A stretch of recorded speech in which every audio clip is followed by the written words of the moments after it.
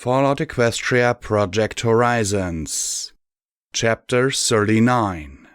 Wages of Sin. I hope you're happy, both of you. You've ruined my very first slumber party. The makeover, the s'mores, the truth or dare, the pillow fight. I mean, is there anything else that could possibly go wrong? Twilight stared up at the massive silver statue, her eyes wide in horror, then turned to Goldenblood and pointed a hoof back at the strange amalgam creature. This is Project Chimera? I know, drawled the nasal, sarcastic voice. But I suppose Project Discord or Project Draconicus would have been too much of a giveaway. Twilight's eyes went flat as she looked over her shoulder at the statue, then back at Goldenblood. What is Discord doing here, Goldenblood? How could you put those two in charge of this? Luna will be informed. She began when she was cut off by the low snicker of the statue. Oh, I wish I could see your face right now, Twilight. I really do. Discord cackled. Well, actually, I wish I was out of this damned silvery suit Goldie pressed me up in. Oh, the fun we could have, Twilight. Fun. He hissed the word long and low. Luna knows. Celestia knows. Goldenblood slowly trotted up towards the statue, and now Twilight didn't look certain of anything anymore. When the war began, Celestia knew that Discord would be the greatest threat to Equestria. If 3 squabbling fillies could break him loose, even though that was long after the sealing spell was cast, and after the elements changed hooves, how long would the magic hold when ponies and zebras were killing each other on such unprecedented scales? He gazed at the statue with a long, baleful look as he added, Worse, Zebra Lorne knows of Discord. Trickster of the stars. It does? Twilight asked in shock. I try not to boast, Discord said in faint modesty. I trotted closer towards the statue, getting out of her way, and was suddenly seized by an incredible vertigo that ended abruptly with a sharp pain in my tail. I felt distinctly nauseous, but then moments later it passed. Okay, I didn't know what that just was, but no more trying to move. My poor tail was one of the few original bits of me I had. Indeed. Ponies aren't the only people he's manipulated, tormented, and hurt. Goldenblood replied evenly. Spirits of chaos like him are well known in their culture, and of them all, Discord is the strongest and the worst. Thank you for the compliment. Discord injected with mock sincerity. But really, I must admit that I'm nothing compared to you, Goldie, when it comes to manipulating, tormenting, and hurting others. How's Fluttershy? Goldenblood's face didn't change a bit, but his horn flared, pushing a button and turning a dial. The metal began to hum, and the hum became a scream. Discord's manic laughter grew into a manic scream as well. Goldenblood, stop! Twilight shouted, her horn lighting and turning the dial back the other way. Discord panted, chuckling a low, slow, pained laugh. So soon? Goldenblood glared up at the statue as calm reasserted itself. Even before Luna assumed the throne, Zebra agents attempted to capture Discord. After what you and Celestia did to him, every pony fairly assumed he'd focus mostly on us if he got free. And that made the Zebra think that they might be able to use him as a bargaining chip or deterrent. Celestia's original solution was to have him buried here. There's a special ore underneath Huffington that counteracts his powers. But as the war escalated, we knew the enchantment wouldn't last even there. His size had already increased 50% in just over 10 years, and the petrification spell was already in doubt. Well, when you have a steady diet of war, chaos, and uncertainty with zero exercise, you tend to pack on the pounds. Discord murmured. It's hard to believe our efforts were so weak. Twilight murmured, hanging her head a little. What he did to my friends and bringing them back together. Now it looks like it was all for nothing. Goldenblood stared at her for a few inscrutable seconds, then looked back at the statue. It's not your fault, Twilight. Celestia had many centuries of relative peace after Discord was trapped. The closest he came to release was during Nightmare Moon's bid for power, and that still wasn't enough. Had things remained as they were, he likely would have stayed in stone for at least another millennium. But this war... So much confusion and hatred, widespread violence and turbulent emotions. And for nearly 20 straight years now. It was a perfect diet to set Discord loose. And given how exciting everything is, can you blame me for wanting to get involved? I was so looking forward to seeing how much more interesting I could make things for everybody. Being a statue is so boring, you know. Oh, wait, you don't. You have no idea what that's like, do you? Discord sneered. And you called me a villain? We had to contain him quickly. Fortunately, Luna recommended utilizing the ore we were excavating in the reconstruction, and it has indeed proven quite effective in keeping him trapped. Goldenblood explained, not taking his eyes off the statue. Funny how she suggested it. Discord said in a faintly hurt tone. And I'd always had a soft spot for little Luna. I never appreciated how much potential she had. How does this metal work? Why can't Discord just teleport out of it or turn it into cheese? Twilight asked with a frown. This metal, Goldenblood replied. Unique in all our experience, resonates at only one magical frequency. Not effectively one like some of the experimental materials we've developed, but truly only one single pure tone. It fully ignores all other magical effects. Discord, being a creature of chaos, can't focus his power to such a narrow degree. And I'm not stupid enough to try and play that note. Discord muttered and my ears perked. There was a definite undercurrent of deadly seriousness in his voice. Twilight sighed softly. Alright, I can understand containing him, but how did you go from that to pulling flux out of him? Goldenblood smiled that humorless little smirk. Do you really want to know, Twilight? She glared back at him and for a moment their eyes remained locked. Then Goldenblood gave a little shrug. It was my idea.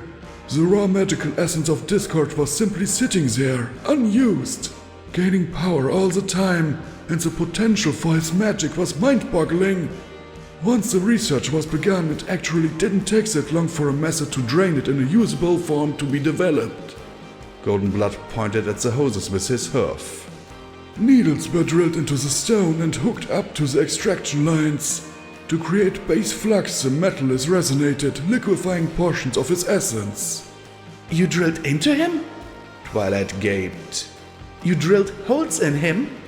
Don't worry, it's exactly as painful as it sounds. Discord said in a sarcastic mutter. Yes, Goldenblood said without taking his eyes off hers.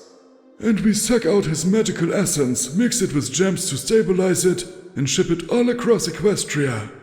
A portion of the sales goes to covering the OIA operation budget, which is substantial. The rest is given to the ministries. Twilight shook her head. Torturing him, sucking his essence out, and you sell it to fund all this? I thought your funding was through the kingdom, she said, looking startled and disgusted. Not exclusively. The OIA goes through a lot of bids in a year, he said as he gestured down at the production room with his hoof. Even with our secondary and tertiary sources of income, projects like Chimera are horrifically expensive. And it benefits us to keep some expenditures off the books. How much money could you possibly need? Twilight asked with a scowl. Our budget exceeds those of the MAS and MOA combined, he countered, and that set her back a step. Possibly even the MOP as well. I had no idea just how much money that was, but I thought of all the money Goldenblood had pulked from the nobility for Project Redoubt. Add in the proceeds from side projects like selling flux, and actually I still had no idea just how much money that was. I wasn't sure I could count that high. Twilight's jaw dropped as Goldenblood said softly, Of course, as I'm not the director anymore, that information is strictly hush-hush. I'll have to remember that next time I approach Luna for a budget increase. Twilight murmured as she stared up at the statue. So, why in Equestria did you put those two in charge of him? To be fair, this is an OAA facility. They are simply the face company selling and distributing Flux and a sizable number of spin-off products. But really, can you think of any pony better? The paranatural obfuscationists, interpenereal, in the extreme and unscrupulous but cowardly. They embezzle wherever they can and let them get away with a certain amount to keep them working. Their utter lack of political ambition combined with their goal to excel makes them diligent in their complicity. After all, they delayed you for more than a year while you were trying to make your Alicorn potion work. They weren't the only ones, Twilight said, frowning again. Remember, your stonewalling cost you your position. But Goldenblood didn't look upset about that. If anything, he looked sad and so very tired. Well, we do what we must for love. Excuse me, does mine ears deceive me, or did you say Alicorn potion? Discord chuckled. Oh, Twilight, you're making an Alicorn potion? As in a potion to create Alicorns? The silver statue began to laugh. Oh, I just bet the Royal Duo absolutely loves that idea. Discord scowled up at him. I have the full support of Luna. If anything, that made Discord laugh even harder. Shut up! Goldenblood twisted the knob once more and the statue began to hum. The laughter rose higher and higher until it became a scream of agony, and then the knob was turned back down. Oh, I do so love all you little ponies. Even when I'm sure you're all going to be so boring, you'll find ways to surprise me. Discord said with another quiet chuckle. Goldenblood looked away, sitting on the edge of that narrow bridge. Well, I do hope that works out well for you, Twilight. A step up in the world. It will make us win this war, Twilight answered, but I could see she was shaken. She looked at all those hoses snaking out of the silver statue. I'll talk with Luna. She'll put a stop to this. She can't know exactly what's been done to you, Discord. You're imprisoned. There's no point to torture you as well. Oh, Twilight, you always were such a good little pony. Always surrounded by loyalty, honesty, kindness, generosity, and laughter. Discord said in a voice that was almost pitying. What are you surrounded by now? Twilight stepped off the bridge, back onto the catwalk, and a moment later Goldenblood's horn flashed and the bridge slowly rose back up. A moment later the central pillar's door swung back into place and sealed with a faint hiss. The purple unicorn adjusted the glasses she wore as her magic brushed her mane back into place, but her face was troubled and haunted. So, that's why my potion wasn't working. Why it kept going unstable. It likely needs that magical resonance to stabilize it. Possibly a pinch of that metal as well. Possibly, Goldenblood replied. He turned and started to trot away, but then he paused. So, you mean to continue? She looked at him in confusion. Of course, this is why the MAS was established. I swore to Princess Luna that I would find her a magical solution to the war, and the Impelled Metamorphosis potion will do it. We'll be able to turn hundreds of ponies into alicorns. Earth ponies will be able to do magic and fly for the first time. We could make thousands. End this war once and for all. Even given the cost? You'll use Flux knowing where it comes from? Goldenblood asked. She looked away and he sighed. I see. I have to do this. I promised Luna that my friends and I would win this war. Twilight Sparkle said quietly, keeping her eyes away. She stood and started away, but then she paused too. You promised something similar, if I recall. She started off without looking back, steps slow and heavy with the burden of knowledge. Something like that, he said softly, then he looked around a moment and his eyes suddenly locked on mine. The side of his lip curled in an expression of mixed annoyance and amusement. Cute. His horn flashed. Suddenly the world darkened and my head spun. My dream delusion hallucination thing faded away and the room returned to the normal grime and spotty emergency lighting. The machinery below stopped humming and pink fog swirled around it. I swayed on the edge of the platform, then shook my head as the vertigo passed. Huh? What just happened? You're back? Rampage asked. I went somewhere? I replied, rubbing my head. You walked right off the edge. The strapped pony said, then nodded over at the brooding yellow mare. Psycho caught you. She did? I asked, not able to hide the surprise in my voice. Why? Psycho-Shy snorted. In case you forgot while you were out of it, we need you to open up this chimera thing, since I can't. She added bitterly as she lowered her head. You're still helping him? I asked sharply as I looked at Sanguine sitting away from the rest of us. His face had pulled itself together and the rest of his injuries were rapidly healing.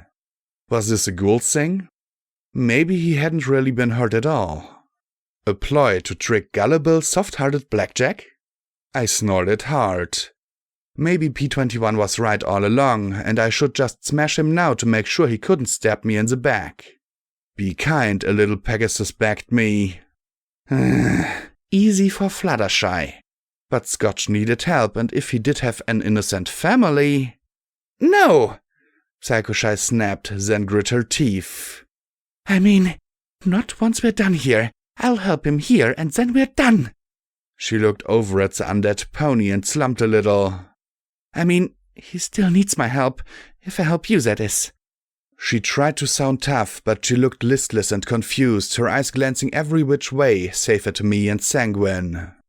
You don't need him, I said, trying to give her an encouraging smile. I mean, you're a kick-ass Reaper, yeah? You sure kicked my flank all over that cage, remember? Don't try and make me feel better, she retorted bitterly. Just do whatever you're going to do. We need to get out of here. Good point. I had no idea how long we had. Right. I looked up at the metal cylinder with its engraving. Right, so how long would it take for you to make a copy of my friend Sanguine?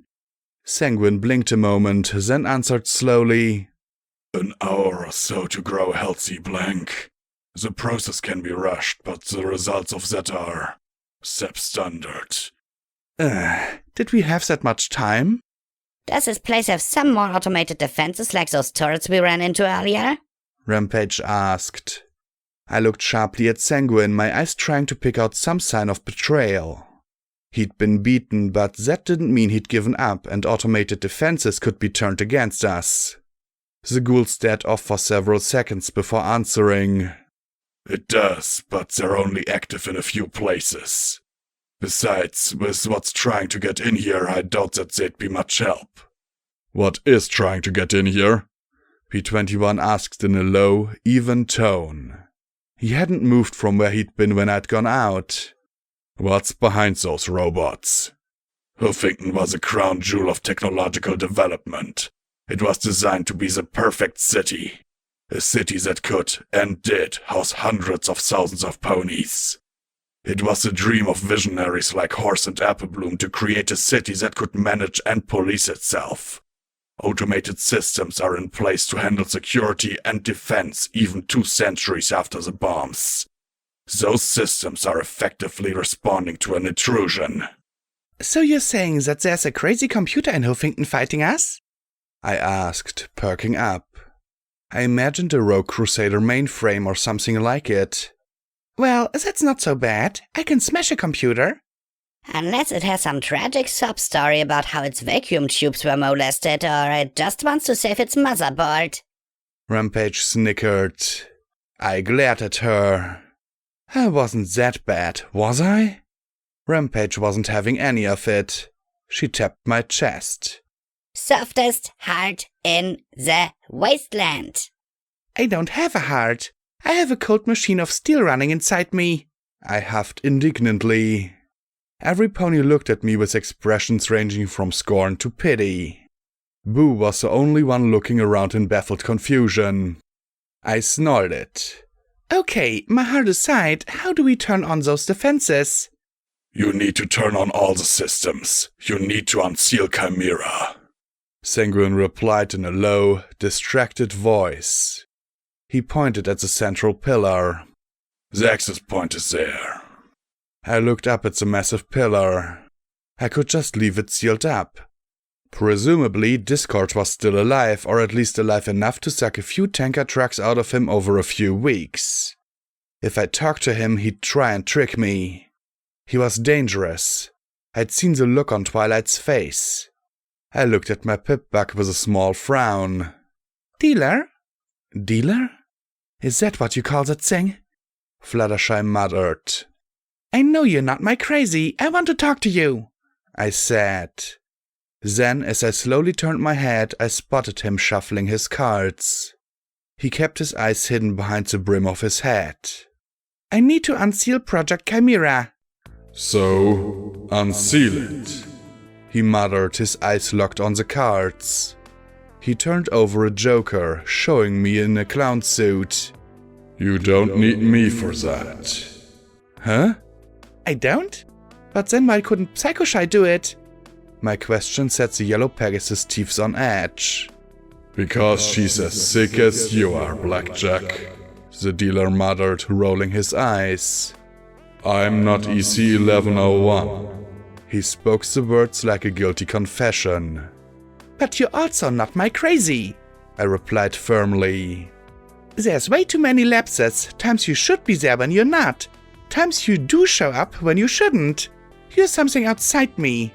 I frowned at him, narrowing my eyes. Who are you, dealer? Some pony who never mattered. I'm just a ghost along for the ride, seeing that EC-1101 gets where it needs to go. That's all. He nodded towards Psychoshy. She did the same thing you did.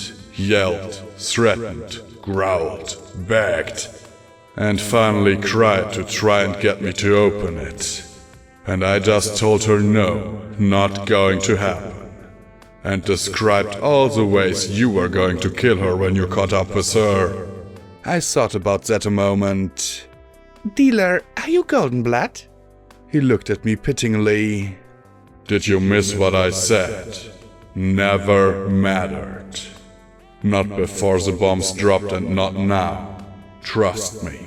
Don't worry about Goldenblood. He's dead as a doornail. Why do I have trouble believing that?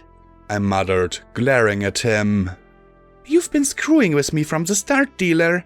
When did it all begin? When I found out what EC-1101 was? Back in Stable 90? Miramare? Then I frowned. The first time I fired Folly. Folly? Sanguine asked, and I glared at him. No, Mr. Nasty Ghoul. You do not get any more toys to play with. Heck, even I shouldn't have a weapon like that. The pale image gave the slightest little twitch of the corner of his mouth. Yeah, before that you were just another mare as far as I could tell. One stupid and reckless enough to keep getting ponies killed with your good intentions. That kid, those zebra, you spared a slaver. I honestly didn't know what to make of you. But when you fired that weapon, I knew there was something more to you. Because I have Ministry Mare blood in me, I said, and he gave a slow nod. Even if it's not Twilight Sparkle, that meant I could access EC-1101. Might, he countered, looking angry. And that meant that I might be necessary after all. When you fired that weapon, systems from Trottingham to Philadelphia to Huffington lit up like a house-warming log. No pony was listening, of course. There's maybe a half-dozen ponies left across the wasteland with the access capability and a clue as to what those systems actually do, and how to make them work. Maybe a few dozen in the Enclave. And since meeting you, I've bumped into others who could get access. That Mare Velvet Remedy might have gotten the program to work. Psychoshy would have figured it out too, if she'd had enough time.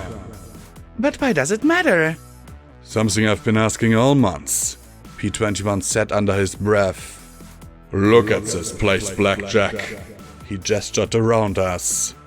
Mass cloning facilities, biological fusion. even Flux production, Discord, Sanguine's own knowledge and expertise. This is perhaps the greatest treasure trove of wartime biological technology in all the world. Do you have a clue what a pony could do if they really applied themselves to it?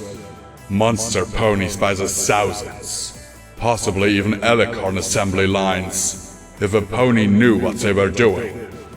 You're lucky Red Eye or the Enclave doesn't really know what's going on here, or they'd actually be applying themselves to get you to unlock it. How do you know all about Chimera if you're not Goldenblood? Who are you and why should I trust anything you say? I asked with a scowl. Goldenblood. Every time she says that name, I want to kick some pony. Rampage said. He pressed his lips together, then finally said, "What choice do you have? You don't exactly have time for 20 questions. I can help you, Blackjack, but I want to make sure that this place isn't used by any pony else." He had a point.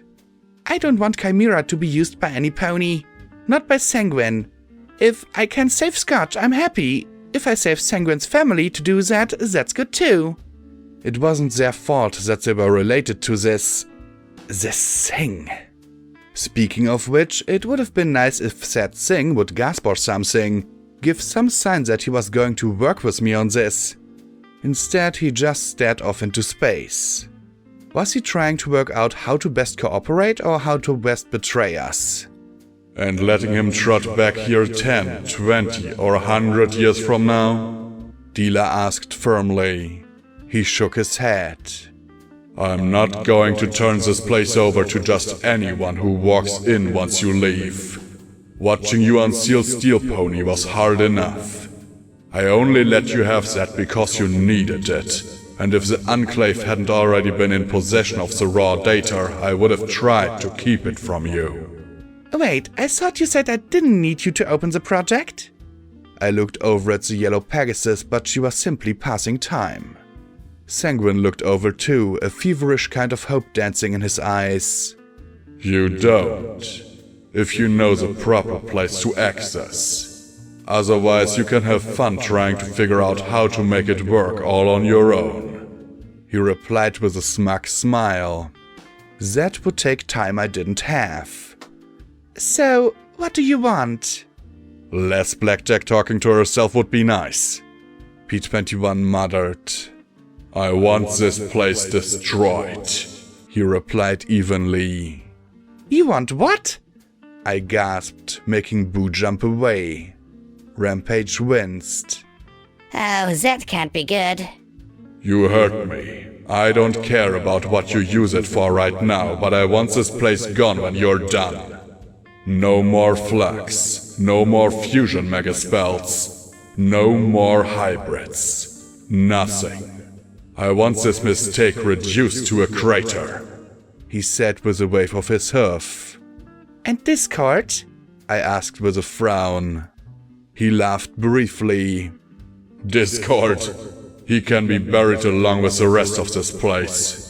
Discord was an enemy to ponykind centuries back and he'd be our enemy today. Dealer looked down at the catwalk. I think Red Eye's forces are clear now. They'll be coming in soon if they're not here now. So, do you agree or not? I imagined that I could hear them too. The clicking, clanking hoofsteps of protector ponies, the rolling treads of sentries, the levitation talismans of Mr. Handies. Fine, you help, I'll destroy this place. I probably shouldn't have said that last bit aloud. What? Destroy what? Sanguine shouted, pink cloud spurting out his nostrils.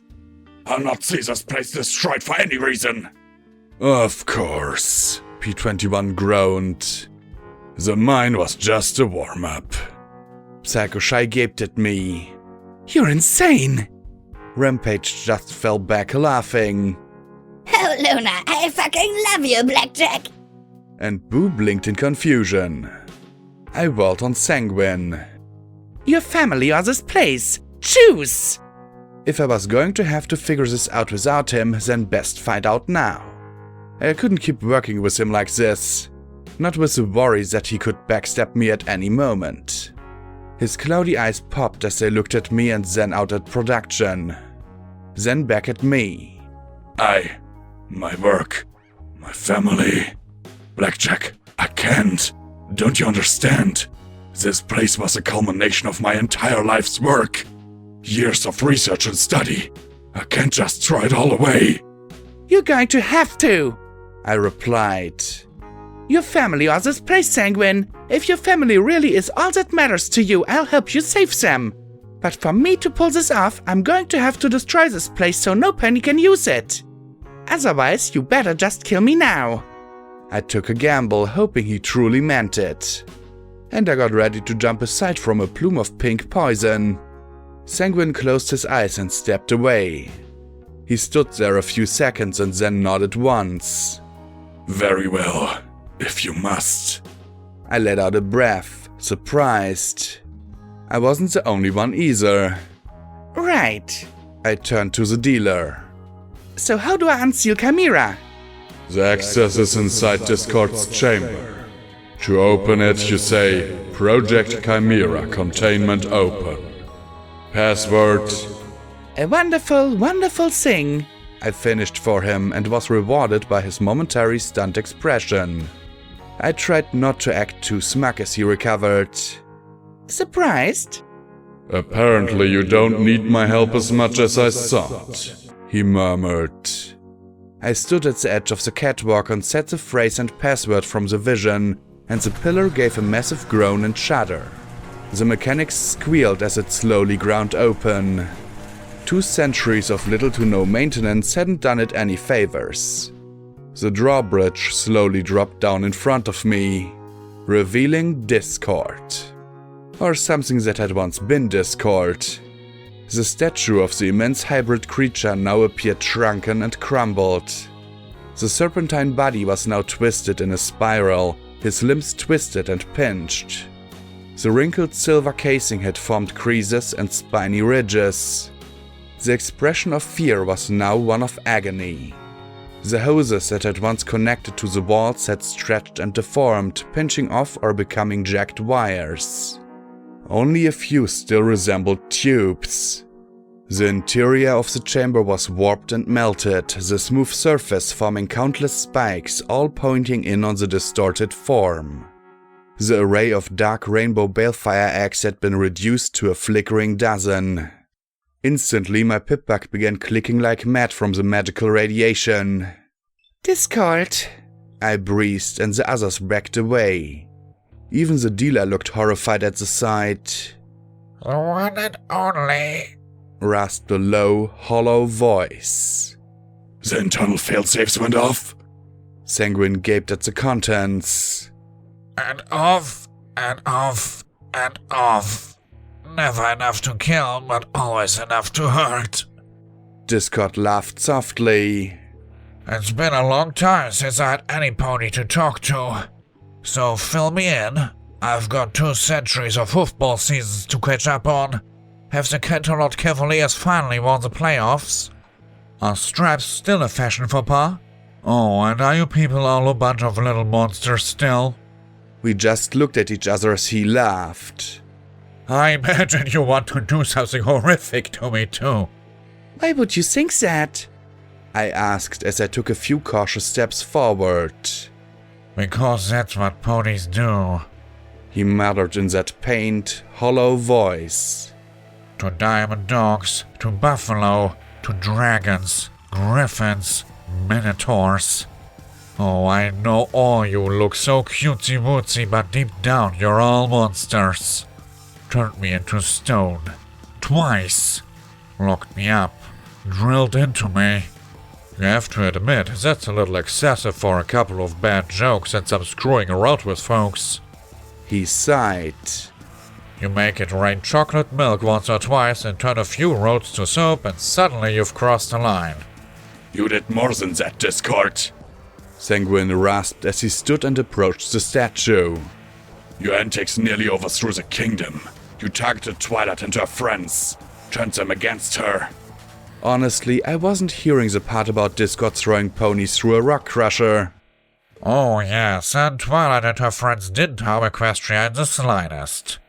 Discord drawled softly. You know, even at my absolute worst, I never killed anyone.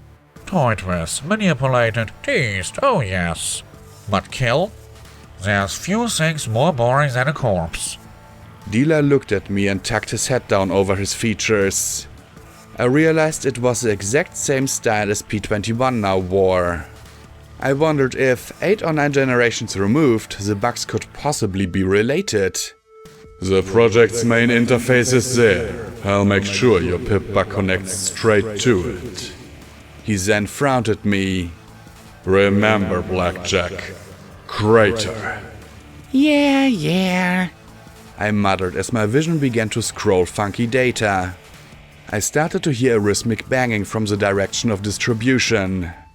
I looked at the terminal and the dial and buttons that Goldenblood manipulated. I gaped at the knob, twisted all the way over. He... 2 centuries in agony? I asked, gaping at the dial and then at the crumpled statue. At once I twisted it to 0. I heard him let out a long groan of relief. I think you could summarize that as oopsie. Discord snickered. The more the metal resonates, the more flex one can slurp out of me. Of course, even I have limits. What, with the fighting and all, you must be feeling better though. Rampage said as she stared at the statue. Right, murder, rape, and mass mayhem. You know, eventually even wanton slaughter and war gets boring. Not that it matters much. It won't be long before there's nothing left of me but metal. As Goldenblood intended, I suspect. A permanent end to a threat to the kingdom. Oh, so practical and useful. Such a dull pony. Discord snickered sarcastically. How about you, Trueblood? What do you think? What makes ponies do monstrous things? Losing the things we love tends to strip away reluctance, the ghoul murmured. Crimson beams flashed up the catwalk towards us, one passing so close to my head that I felt the heat from it. Okay, Discord or Sanguine or... no. The robots were here. The protector ponies clumped slowly and inexorably along the metal walkway towards us, and down below I caught sight of a sentry rolling through the pink fog. Intruders detected. Surrender yourselves immediately and face disintegration. My friends jumped into action and Psycho-Shy snapped her wings once and launched herself into the air. The yellow Pegasus arced high along the domed ceiling, nipping behind the warning signs as 6 protector ponies blasted away with their crimson beams. Then, suddenly, she dove and corkscrewed down at the robots, hooking up at the very end and smashing into the row of robotic ponies. Metal bits went flying as she climbed back to the ceiling. Before the still functional robots could rise and resume attacking, Rampage was dancing on top of them, hoofs flashing and blasting the machines to pieces. Then the sentry below began to spray the catwalk wildly with its Gatling gun. Persuasion summed and suddenly a section of the pink cloud geysered. The trail of Gatling fire swung wildly around as P-21 shook out the spent shell, calmly slapped a fresh grenade in the breech, clapped it shut, and patiently aimed once more. The spray chewed along the catwalk towards him. The grenade launchers phoomfed once again and lobbed the explosion in a perfect arc into the mist. The cloud geysered again and the robot went silent. I looked around, but that seemed to be all of them. For the moment. But if that group had found a way in and radioed it to the others... I tapped the terminal a few times, then smacked the monitor with my hoof and the screen slowly glowed to life. Project Chimera primary interface. Project Chimera sealed per Equestrian Royal Command. I looked down at my pip-bug and the arcane device mirrored the terminal. However, there was an addition box at the bottom of the pip-bug screen. Unsealed Project Chimera per EC 1101 Authority Y/N. I glanced at the dealer, then hit Y. More data flashed across my vision. Now that I had my pip-bug again, I had to admit that it was refreshing to have those images. Reassuring to see the radiation meter crawling upwards in my sight. Finally, the screen flashed up a number of menu options. I ignored the files and records and the like. Unlike Twilight, I had no interests in reading bajillions of pages of information. Instead, I went to Facility Status. The dealer frowned. Shit. Huh? What? I asked, looking at the not-so-figment of my imagination pony. Some ponies accessing this place now that it's unsealed. And some pony else is trying to cut off that access. He said with a scowl, his eyes staring off into space. You can interface with the facility? Your pip-bug is in command of every functional machine on this place's network now, so yeah. A diagram popped up in my vision full of flashing green and red lights. Orange lines kept trying to creep into the diagram. They had consumed the hexagon-marked distribution and were spreading into the rest of the facility. A green line was wiggling in from the security hub. I couldn't make heads or hoofs of it, but he seemed to understand what it meant. I nodded. Okay, your job is to cut off that outside access, then get us locked down and close the doors. Just don't blow the facility up till we're out of here. She says it so casually. Discord murmured. Dealer looked at me, then nodded. Blue lines radiated out from production, intercepting the orange and green intruding into the facility. They cut off the creeping orange lines and drove them back, stabbing into distribution. The green line snaked around, as if evading the dealer's efforts to push it out. I can't seal off the doors to distribution. Looks like they cut through the drive systems to get them open. I can seal off the other sections though and activate what turrets I can. But they're going to get in eventually. From throughout the facility came the distant booming of mechanized doors closing. Right. I nodded, waving my hoof in front of my face to try and banish the diagram. One way or another, it disappeared, and then I looked at the remaining glowing balefire racks. P-21, Psychoshai, Rampage. You 3 are on our defense. P-21, can you use those balefire eggs? Let Psycho do some bombing runs when they get close. Maybe, he replied as he looked at them skeptically. My name is Fluttershy, the yellow Pegasus said with a scowl. Fooled me. Discord chuckled. But you never can be too true of the quiet ones. You're not Fluttershy, I retorted. You're not quiet and nice like her or scared of your own shadow. But you can kick flank a lot better than she could. That's what we need right now. That seemed to mollify her a bit. Now help P-21 get those bombs down, without blowing yourself to pieces. The mayor grimaced, then finally nodded. Are you going to kill Sanguine? I frowned, not sure of that answer myself. Only if he forces me to. Psychoshai looked at me the same way Rampage did when she talked about my soft-heartedness. You think I should? I know he plans on killing you. Just because you spared him, don't think he's planning on sparing you. She scowled, looking at the ghoul who was standing apart, looking impatient. Part of me wants to kill him. I let him use me, but I didn't expect him to throw me away. And the other part wants to tear your head off and hopes that's enough for him to care about me. She admitted as she frowned and shook her head. Just do whatever it is you're going to do. The yellow Pegasus started to pace. I need to kill some things. A whole lot of things. I just wish I had something a little more meaty than robots to crush. Then she pointed at Rampage and snarled. And I want my power hoofs back. Yeah, and I want a lifetime supply of party time mentals. Forget it. The striped filly said as she admired the devices on the ends of her legs. These things are great. I can kill things as a kid with them. Can we shut up and get those bombs out? P-21 grumbled as he dug out a tablet of red eggs. I just want to blast this place to the moon and get out of here. The silver statue sighed. Sure. Discord, mess around with the little ponies. They're so cute and cuddly. What trouble could they possibly be? I stepped back from the alcove, letting them work. The dealer frowned as he looked at Sanguine. How long do you think we have till we're overrun? I asked before I could start questioning my decisions to help the ghoul. An hour or two, dealer replied. Blackjack, about Sanguine. The things he's done. Damn it, I get enough of this from P21. I hissed in frustration. I know he's done messed up things. I get it. And I wish that I could be the stable dweller and just shoot him dead for doing it. But I need him to help Scotch. He needs me to help his family, and you need me if you want this place blown up. So just drop it already. He finally sighed and nodded. Very well. Then hurry. They're in the loading docks and are shooting their way through the hatches. It'll take them a while to get into production. This place had the sickest doors installed. Right. I trotted to Sanguine. Let's go. I need a Scotch copied, and you need your family saved. He stared at me for the longest time as if he couldn't exactly believe this was happening, and then nodded once. I'll meet you in the copy room. I hope you have a blood sample of the pony you want copied.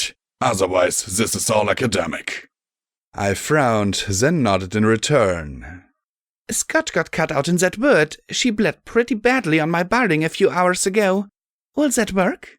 Hopefully, putting the environmental suit on over it had preserved the blood. It should, he said as we walked along the catwalk, him leading the way. One sign of a trick and I'd be into SATS and ready to see how hard my cyberlegs could kick. He turned his head to glance over his shoulder at me. I'm sorry, Blackjack, for what I did to you. Sorry? I gaped at him a moment. You killed every pony in Brimstone's Fall and left dusty trails alive in a crusher, and you're sorry? I am. If you died, if EC-1101 was destroyed, he shook his head. We'd all be doomed. Why? I asked with a small frown. You mentioned something about Horizons back in the arena. Fill me in now? We really haven't the time for details, he said with a huff, paused, then answered. When Twilight Sparkle thought that Goldenblood was impending her research, Luna had him stripped of his directorship. To be honest, I felt the princess's response was somewhat lacking. It was a slap on the hoof, really. Still, she appointed Horse as director of the OIA and I supported him. It got you put back on Project Chimera, I replied. Yes, but in the weeks after he was appointed, Horse discovered disturbing things about Goldenblood. Very disturbing things. There were projects in place that the princess hadn't authorized. Projects like Chimera, Steel Pony and Starfall were clearly for war usage, and projects like Eternity were old news. Other projects like Party Pooper and Redoubt were highly classified, but Luna approved of them. Or at least she didn't disapprove of them. But Horse found two projects that directly challenged her rule.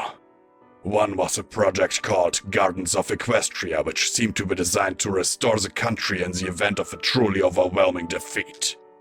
The suggestion that such a thing could happen and the waste of resources creating it were bad enough. But Horizons... I leaned forward, nearly salviating. Horse said it was a weapon of some kind, capable of utterly destroying the zebras in their entirety.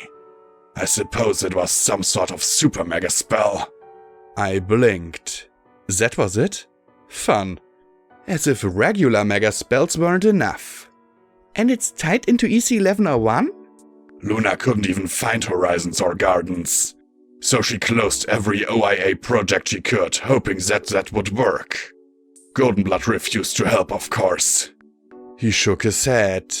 Really, I think the fact that he was keeping secrets from Luna angered her far more than the projects themselves. She trusted him that much? Yes, I think she finally realized just how far Goldenblood had strayed in his loyalty. She was infuriated that he would waste staggering resources on those two projects without her knowledge and approval. She insisted he disclose everything he knew on Horizons and Gardens. He refused. The ghoul hesitated, then laughed mercilessly. Luna didn't take it well. What happened? He was sentenced to execution. After being mentally rendered by MOM's finest interrogators, of course. That was when he finally cracked. He screamed and railed about conspiracies and deception as he was dragged away. I wasn't there, but I heard that he was ranting about Horse and the Ministry Mares and ancient zebra plots and Nightmare Moon. Completely spit his bit. I would have given a hoof to see it myself. Sanguine chuckled, grinning at the memory before he sighed and added, Unfortunately, the very next day, the bombs fell and the pink cloud consumed Canterlot. That was some interesting timing. And I wasn't capable of believing in coincidence anymore. Not with anything involving golden blood. Sanguine reached some stairs, dropping down into the pink cloud. I have blood samples in my lab downstairs. I'll be right back.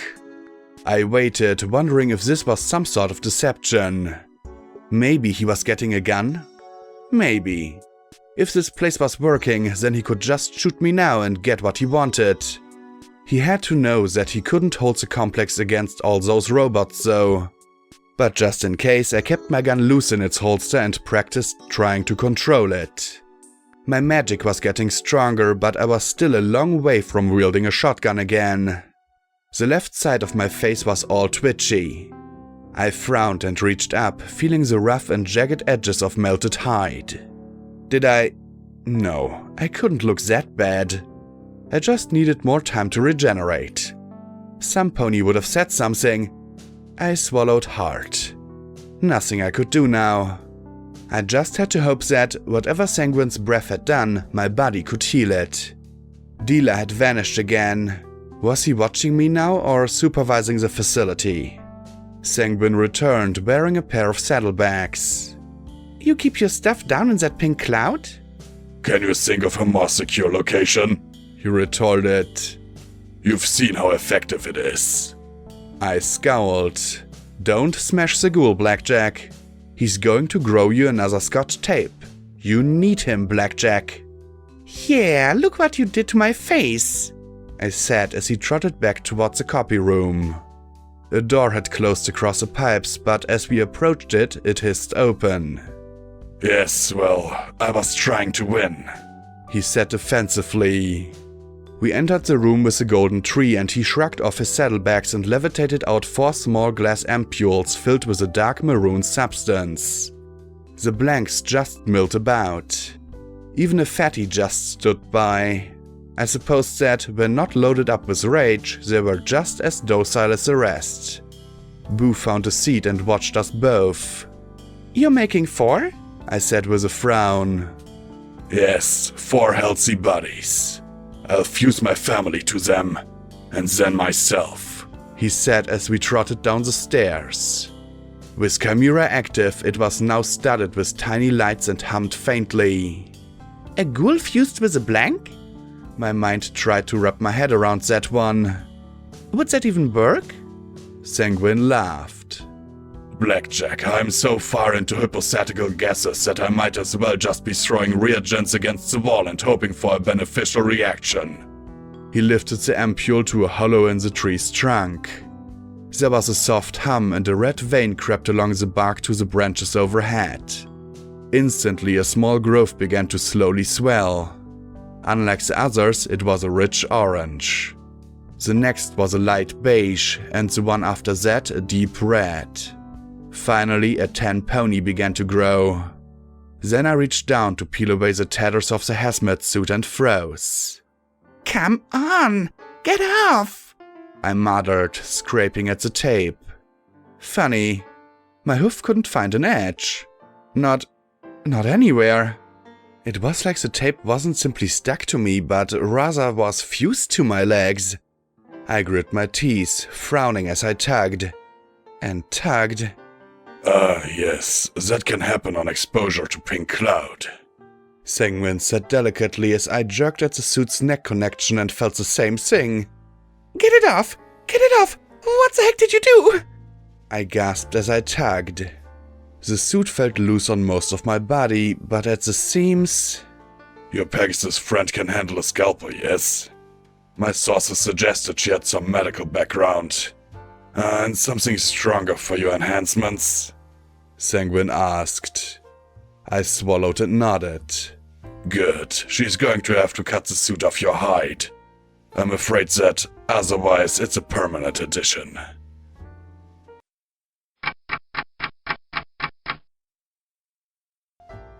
There wasn't much to do for a bit. I wanted to talk to him, but it was all just one great big thorny mess in my head and he was fussing with the pots as they grew. One of them popped early on and he'd gone into a rage for 5 minutes before adding more blood and starting over. Rampage, Psycho-Shy and P21 were taking care of our momentary defenses. I was doing all I could to not pick it where the suit had fused with me.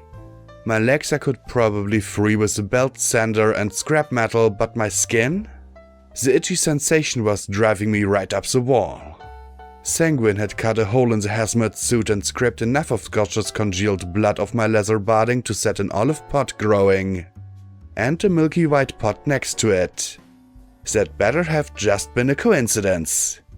Well, there were a lot of white ones.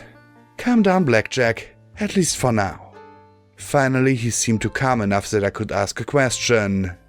So, how'd you hook up with Goldenblood in the first place? I mean, I know that Silver Stripe faced all kinds of flack for being half zebra, but you were full pony. I made a mistake, he admitted after a moment. I was just out of medical school and was drafted. I got sent east of Huffington near the then Zebra Strait. The zebras had a number of forward positions and were digging in, so the army was called in to blast them out again. This was 5 years after the start. Cannons were a big new addition and firearms were used for the first time ever.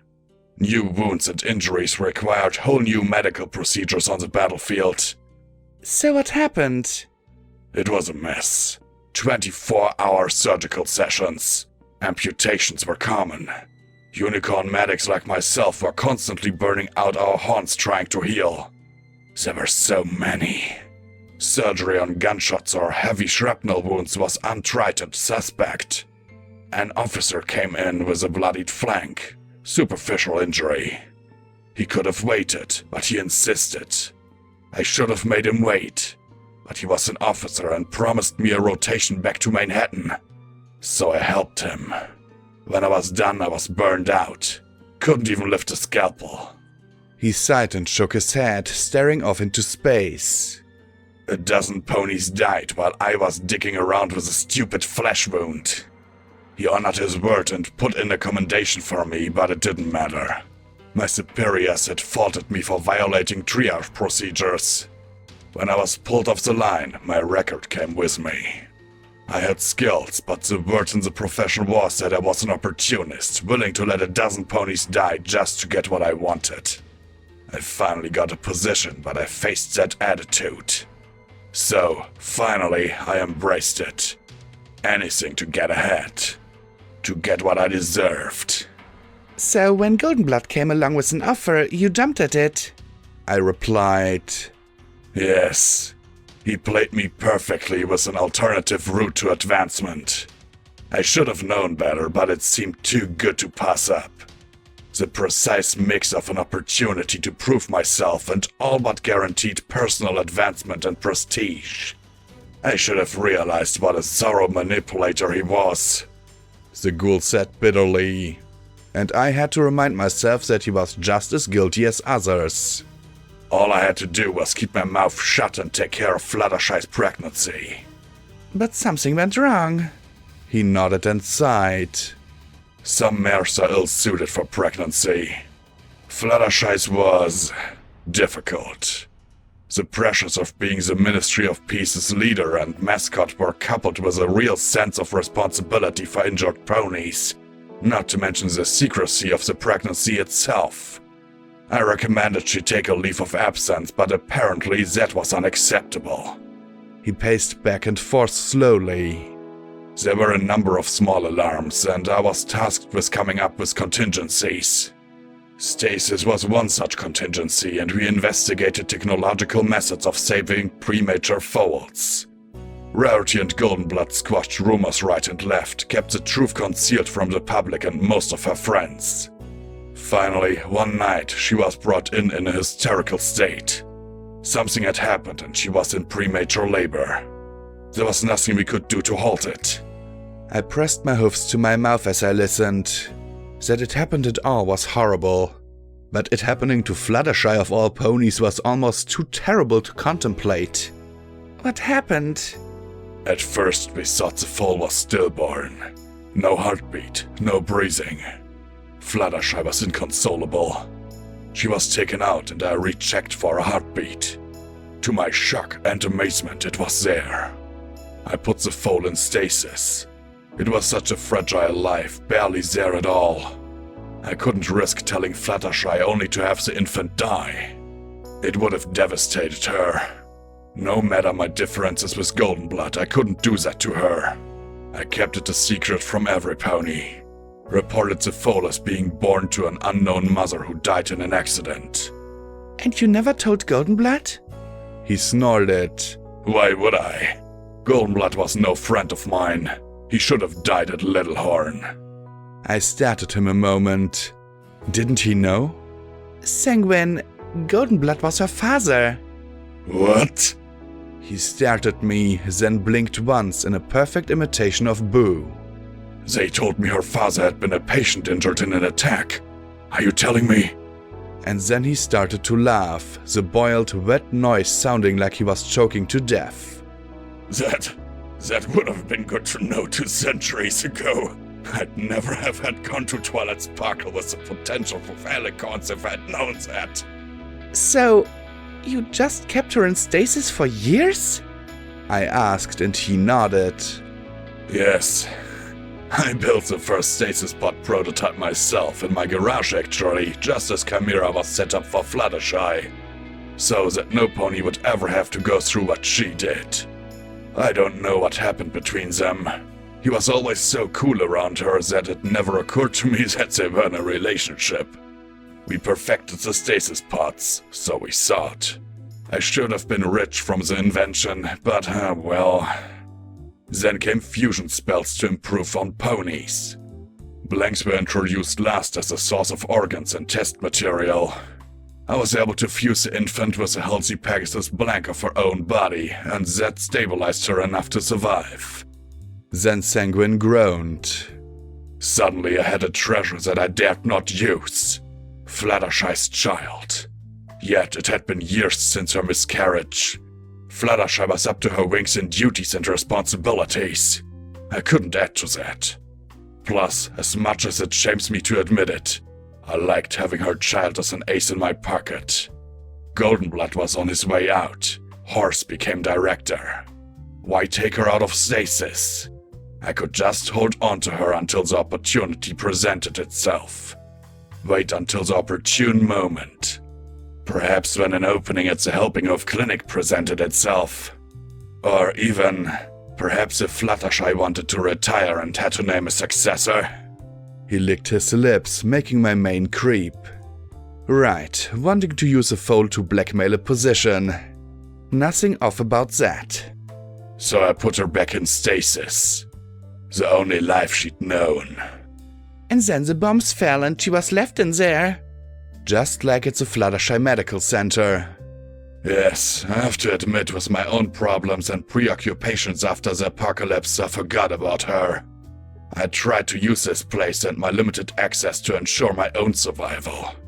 Once that was established, it was a constant struggle to keep my sanity intact. Saving my family, Project Chimera, they were anchors. I experimented with the stasis pots from time to time, but my meddling usually resulted in the death of the occupant. Then, quite by accident, I successfully opened one and the occupant survived. Let me guess, Psychoshy? Yes, He replied. But I discovered something about stasis.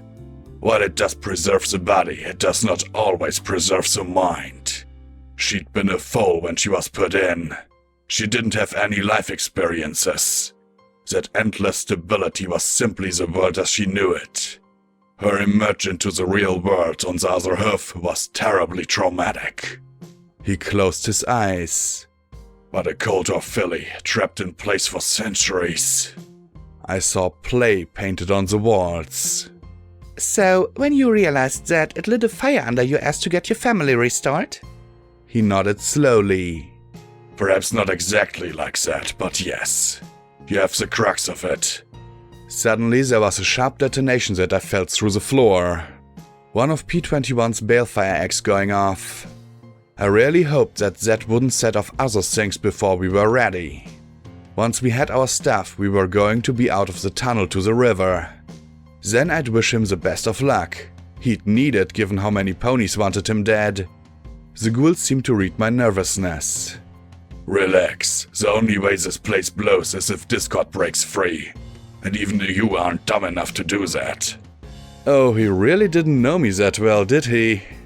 So, Discord, how'd he get tied into Chimera? What's his story? I asked softly. He's some sort of manifested spirit of chaos, but his magic, his ability to do wild and unpredictable magic at will, was a cornerstone of Chimera. By extracting his magical potential and stabilizing it, we were able to create persistent magical effects that would have otherwise required an army of unicorns to perform. Few ponies realized or appreciated how Flux advanced the war effort. I nodded. But is he dangerous? Incredibly, Sanguine replied, but then he frowned. Or at least he was. Seeing him like that... Then he shook his head. No, it must be some kind of trick. He's the sort to try and deceive others for his own benefit. I gave him a flat look. He was one to talk. Unfortunately, he couldn't take his eyes off the swelling fruit of the copy machine. But can he die? I asked tentatively. He could hurt, that was for sure. I'm not sure. Not in the conventional sense, certainly. Shoot him full of holes, turn him to stone, or cut his head off, and he'd simply pop out from behind the friend you just killed by accident to have a good laugh at your frustration. The only substance we ever encountered that could stop him was a special meteoric iron found beneath the city. Indeed, its very nature seems almost hostile to Discord. Goldenblood used it to trap him, and Horst discovered how to resonate it, increasing the flux yield by 10 times. But why? I don't understand. He looked at me flatly and I said, I shoot things, remember? Clearly Stabletech was terribly negligent in your education. He muttered, then sighed.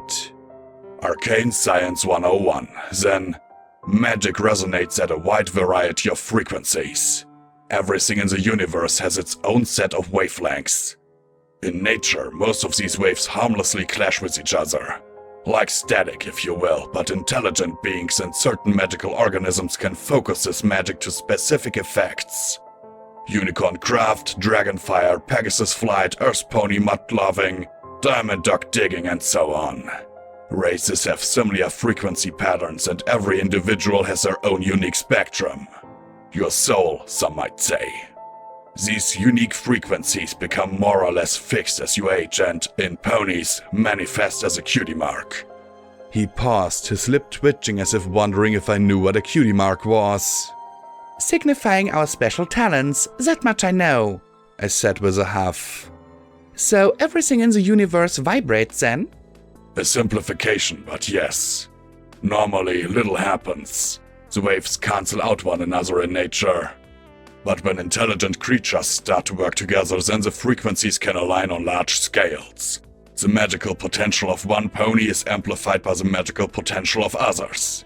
They build and support each other. Conversely, they can interfere with each other, leading to aggravation and anger. That interference releases energy, usually in very small amounts, that feeds and empowers discord. But the meteoric iron beneath Huffington has a far more potent effect on the resonances of others. It destroys them. What? But didn't you say that that's what happens in nature? I frowned, feeling like I was back in school. Being taught by a murderous mad undead pony was, at least, a step up from my old teacher. Cancellation is not destruction. The waves are still there, they're just not expressed. But the meteoric iron doesn't cancel. It somehow eliminates the waves of others. You can cast every spell you want at it, and it will simply destroy the magic, releasing great amounts of energy as it does so. The only way to affect it at all is to use magic that vibrates at exactly the same frequency as the metal. I could never do it. He said with a small frown. It felt wrong. Coming from Sanguine, that sounded significant. That's the only way? Well, the only way that I know of. I know Trottenheimer experimented with the metal quite extensively for Project Starfall, trying to make a mostly non-magical means of mass destruction more powerful than our greatest megaspell or the enemy's balefire bombs. Quite outside my field of expertise. I always wondered what happened to him. He disappeared quite abruptly. Goldenblood probably had him killed. He caught my confused looks. Our wives were friends. He was working at Ironshot R&D making a gun, I said. Sanguine looked like I'd just told him that Trottenheimer had been cleaning sewer pipes. A gun? Sanguine asked flatly, as if he couldn't quite believe it. Goldenblood had Equestria's finest megaspell researcher making a gun? Yep, but it's a hell of a gun. Actually, it's not really a gun, you know. It's more like some kind of super bomb or something that points a blast in one direction. I mean, it should blow me or itself apart with that much force, but it uses magic fields to keep me from becoming a missile. He looked at me in confusion. What, just because I don't know squat about magical junk doesn't mean I can't comprehend something like recoil? I rubbed my chin. What was Project Starfall? That's another one I don't know anything about. In a nutshell, weaponizing megaspells. The specifics were all grossly classified, of course. I frowned. Why wasn't that done by the MAS? Why'd the OIA have to do it? Sanguine blinked. I really have no idea. The MAS debated megaspell weapons use for years.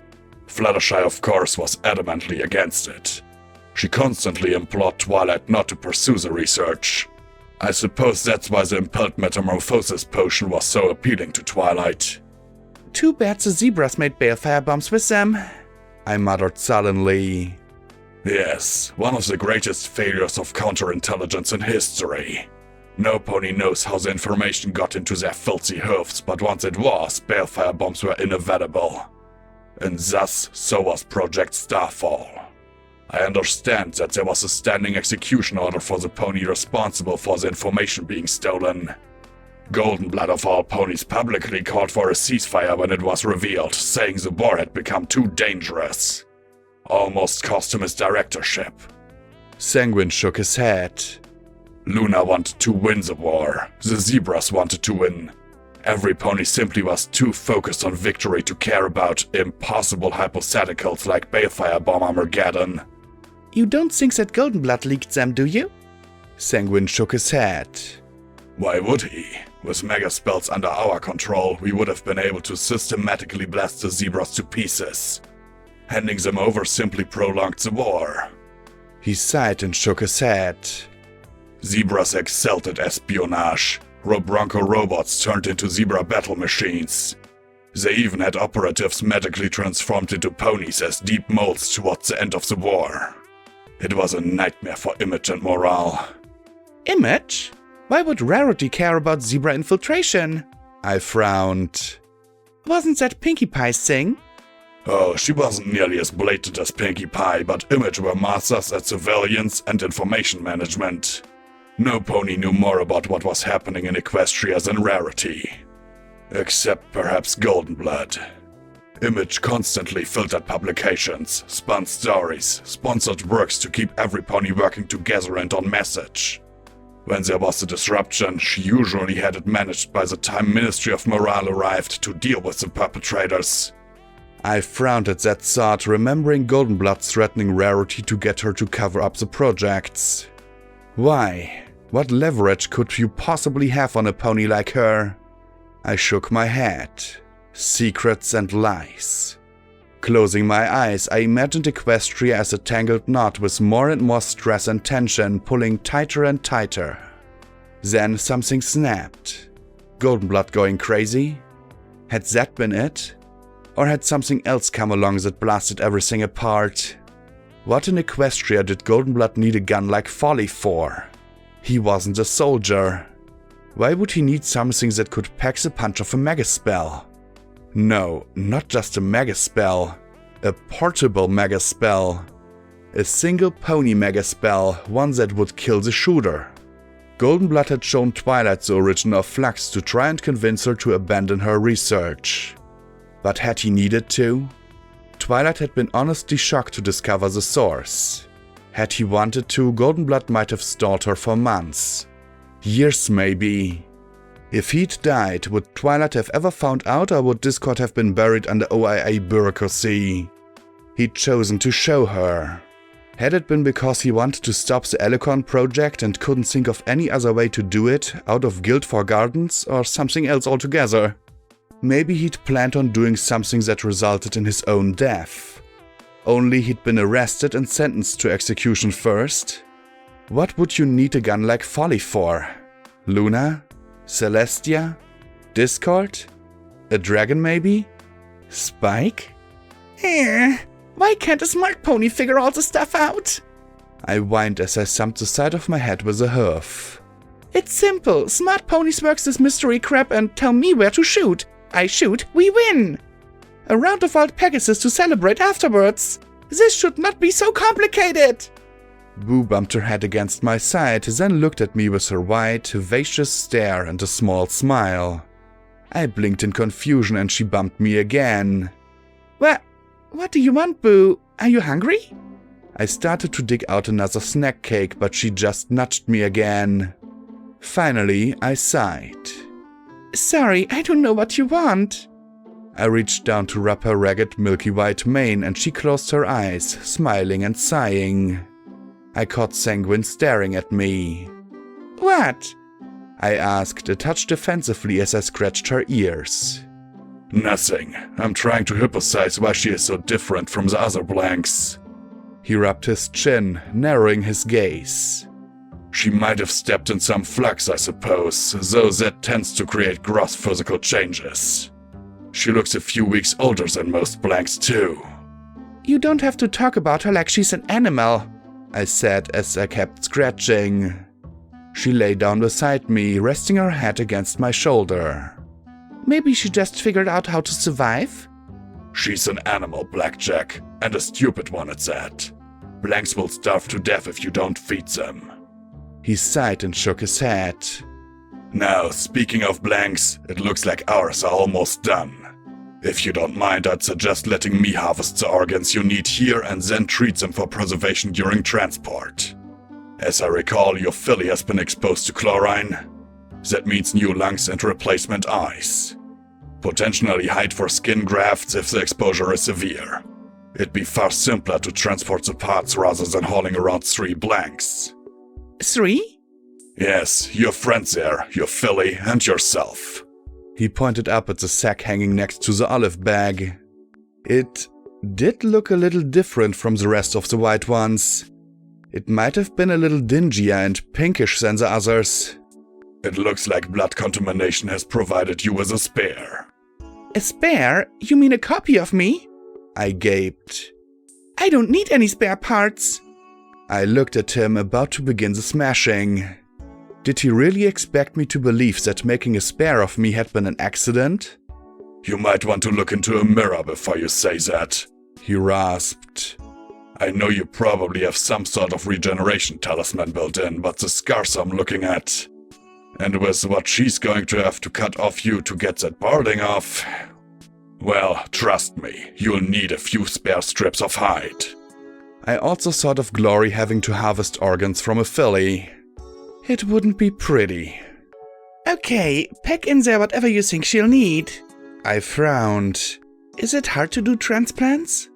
With the proper healing facilities and an autodoc, not at all. Did you leave proper healing facilities when you trashed the Fluttershy Medical Center? I asked in return. Please, I might be a monster, but I had nothing but respect for Fluttershy. We shut up the guards at the entrance and then moved on. He replied. Oh, was that all? Suddenly the orange sack ripped open and deposited a slimy orange mare onto the grimy floor. The ooze covering her rapidly evaporated off the mare's body, leaving her sitting there dully. Sanguine froze and Boo and I were completely forgotten as he slowly approached her. Sunflower, he murmured as he stretched out one of his boiled-looking split hoofs towards the pumpkin mare, brushing it over her face.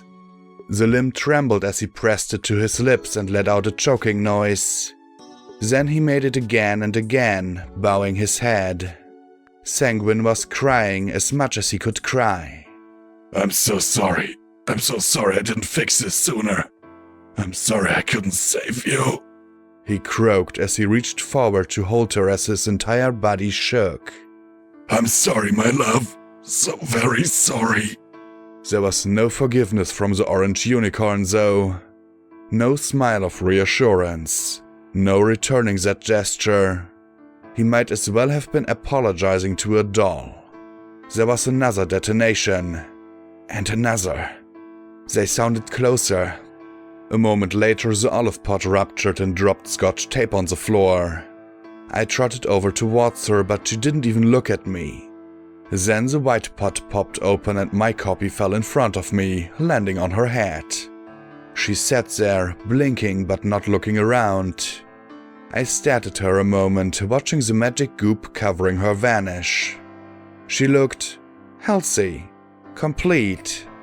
I sure hoped I didn't share that expression though. No taint mutations, no cybernetics, no scars, no barding fused to her hide. Sweet Celestia, in another month would there be anything left of me? I tore my eyes from her, trying to crush down those worries and fears. We'll go to Friendship City. Maybe even 10 pony if I can pass for mortal again. You'll be safe, you'll be healthy. I promise, Sunflower. I promise. The ghoul rasped as he pressed his face into her chest. Promise. He hissed softly. There was another detonation. Sanguine, maybe you should, go do what you said you were going to do? I asked, not looking at the copies of myself and Scotch. Did I really want to imagine what he could be doing with them when he was harvesting the parts we needed? Calm down, Blackjack. A copy of you wouldn't do much good for Sanguine. He had a pony with Ministry Mare blood, purer than mine, and she hadn't been able to get EC1101 to work. A blank wouldn't either. Yes. I'll go and take care of that. The preservation talismans will keep the tissues viable for a day or two. It's the same technology as used in the stasis pods.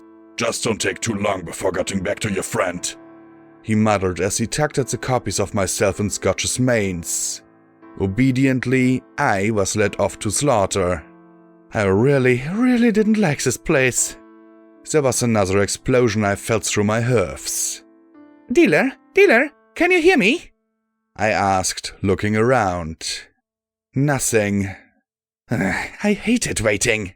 I wanted to go find P21 and the others, wanted to make sure Sanguine wasn't trying anything funny with my body. Instead, I just sighed and stroked Boo's ears as an army of robots slowly chewed their way through this place. The remaining 3 blanks popped out one after the next. I found an extension cord and a maintenance closet and led them slowly into the fusion room. They simply stood, blinking and looking around dully. Blackjack! Rampage squealed as she ran in, her hide marred and power hoofs blackened. We got big trouble! Tell me you're almost done! P21 and Psychoshy followed after her. We're down to 1 balefire egg and they've brought a robot that's just sawing its way through everything in front of it. They're chewing through the doors that dropped. How long do we have? I asked. Before everything's overrun? 20 minutes, maybe. P21 replied as he looked the way he'd come. We decoyed them into the security wing. They're picking it over now. The distribution area is completely gone. They're probably carving their way into the harvesting area now. There what? I gasped and turned to race after Sanguine. I didn't have time to explain things as I backtracked to the room with the bloody tables. Acrid smoke filled the room from the far door, where the prismatic beam was slicing a circle through the thick metal. I saw still forms on the bloody tables. Mostly still forms. One flayed-looking unicorn still drew breath. Okay, suddenly the whole spare parts thing went from stuff I needed to what the fuck? He'd skinned my copy alive. I tried to think of some way to kill myself. Psychoshy would take care of it, right? First things first, though. There were 2 blood-smeared white crates at the feet of the tables. Get those, P21! I yelled, pointing at the white crates. They had straps that would go around his neck. Not ideal, but I'd rather he had them than Psycho-Shy. Where's Sanguine? Psycho-Shy yelled as she flew into the center of the room. I was glad the massive manticore had departed. Getting his family! I yelled back, pointing a hoof through a door at all the pony-sized stasis pods. Now would be the time to tell her to... Maybe Rampage could do it? Then we heard a mare scream, shared a look, and darted inside. Sunflower, it's me, Trueblood. I'm here to save you. To save you! The ghoul cried desperately as he tried to hold the thrashing mare. She didn't look that far from a ghoul herself, her orange hide mottled and burnt looking. Near the pods were 3 yellow hazmat suits, long ago discarded. In 2 other pods, one unicorn colt was curled up in a fetal position, his eyes wide and staring. The other cried and screamed for his mommy and daddy. They weren't much better off. Get away from me! Get away! She screamed as she beat on him with her hoofs. Trueblood! She wailed. What had she experienced waiting for 2 centuries? Ma'am, please! He's trying to help you! I yelled. She took one look at me and let out another scream of horror. All 4 hoofs kicked out at once, knocking him away as she jumped out of the pod. She was coughing and choking, but hysteria had given her the strength to fight and to run for safety. Too bad we were the safest things in this place. She levitated up the fetal foal, who trembled in shock, and the other jumped to her side. Together they ran for the door, yelling for Trueblood and their daddy. Then they caught sight of Rampage and P-21, lugging 2 bloody boxes and skidded to a stop. Hey! Rampage said, waving a sparking power hoof. P-21 nodded, tugging the brim of his hat. Sunflower just gasped as she slowly moved around them. Her breathing was becoming even more ragged, bloody froth creeping down from the corner of her mouth. Sunflower, we're here to help you! Please! Wailed Sanguine plaintively. I love you! Please! He begged. Psycho-Shy just turned away as she hovered there, clenching her eyes shut as her hoofs shook. P-21, dart them! I said. We had no time to waste. But the blue buck looked at the bulky containers and his saddlebags and then gave me a look asking exactly how he was supposed to do that. Then the trio scampered past him into the organ collection room. Oh, for the love of... I growled as we raced after them. We didn't have time for this. I had no idea if we'd have the time to fuse even one of his family at this rate. From my memory, it didn't take long to combine a cockatrice with a pony, but wouldn't we need more unicorns? Or maybe they'd streamlined the fusion process? I spilled out into the harvesting room and the mare just sat there, staring in shock at the bloody tables. Look, you need to calm down. Stay back! Sunflower sobbed as she hugged her colts close. Trueblood, where are you? True! She wailed. I glanced at the door. That prismatic beam was almost through. Suddenly, the glass separating the pots from the harvesting room shattered as Psycho-Shy flew through and pounced on the sobbing Sunflower. You stupid cunt! The yellow mare snarled. There is your Trueblood! There! She said as she pointed a hoof at the ghoul. She grit her teeth as she trembled, clenching her eyes shut as tears ran down her cheeks. He's fought for 2 centuries to bring you back and heal you, and you are fucking it up! He loves you that damn much! More than any pony else! So calm the fuck down! Let him help you and have your family! Sunflower stared at Psycho-Shy a few seconds, blinking and then coughing before she looked at the ghoul. True? Is it you? Isn't it? Psycho-Shy flew away, turning her back to the scene. I couldn't blame her. Sunflower! Sanguine breathed. And for a moment he wasn't a monster. He was just a pony. An old and tired and desperate pony whose long nightmare was about to be over. Maybe he didn't deserve it. Maybe he'd bought that happiness with misery and blood. But he had it. Then the door gave way. The slab of steel fell into the room with a deafening clang that made us all freeze, and in rolled a 4-legged, rainbow-painted behemoth. It was almost as big as the tank we'd faced earlier. A beam cannon pointed at us, glittering and flashing, while on its other side were the Gatling guns that looked more sized to firing grenades than bullets. When you see an Ultra Sentinel, you'll know it. And then you'll die. The prismatic beam sliced diagonally towards Sanguine, and I magically yanked him back to prevent him from turning into magical vapor. I had no clue how my horn had just managed that without popping like a 5-watt bulb, but I didn't have time to contemplate it. I was running on little but panic now. Out! Out! Get to the fusion room! I screamed. Rampage and P-21 wasted no time running for safety. Get to storage! There's a tunnel out of this place there! Sunflower was another story. She stared at the machine in horror, holding her children to her in terror. I tried to hold Sanguine back, but he thrashed free. The ghoul raced forward towards his family as the Ultra Sentinel tracked his motion with a Gatling grenade launcher. I extended a hoof in a futile gesture as if I could somehow magically pull them all to safety. But I couldn't. I couldn't do anything. The grenade launcher began to boom, firing a burst less than a second. I swore time seemed to enter SATS as Sanguine held Sunflower. At least they had this moment to go together. Then a yellow flash dropped down and grabbed him tight. Wings lifted and pulled and tore him away as the micro-grenades struck the family. In an instant, just an instant, they exploded in a cloud of shrapnel and transformed into 3 bloody lumps. Sanguine stared down as she hovered there, then let out a scream only an undead throat could make. It wasn't a word. It was a single, jagged note of utter despair. I'd never seen a ghoul go feral before, but I was pretty sure it was just like this. Psycho-Shy and I raced back, the Pegasus struggling with the wildly thrashing ghoul. I saw the dealer standing beside the door that led to the fusion chamber and yelled, "Close the door!" as we passed through. The door immediately hissed, the 2 sides sliding horizontally towards each other in the middle as the Ultra Sentinel rolled after us. It fired its prismatic beam into the wall where the door emerged, and there was a mechanical squeal of tortured metal. The door halted, leaving a hoof-wide gap in the middle. The Ultra proceeded to slowly cut and bend the metal away. Sanguine, please!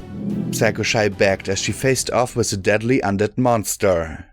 He spewed noxious pink streams at her that she barely dodged. You don't need them. You can start a new life with me. Please! She begged as she backed off. The ghoul simply hissed as he drew in his breath. She closed her eyes, her yellow hide blotchy in places where his breath had burned her. But Sanguine wasn't looking at her anymore. The ghoul stared at the 4 copies, himself and his family. Psycho-Shy was forgotten as he stepped towards them, his eyes wide and cloudy.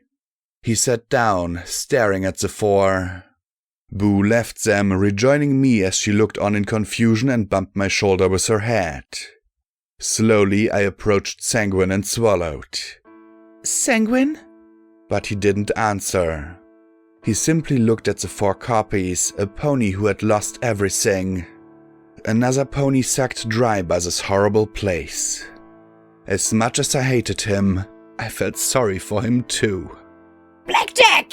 Rampage shouted as she raced in from the copy room. We're screwed! The storage room is filled with robots! Hundreds of them!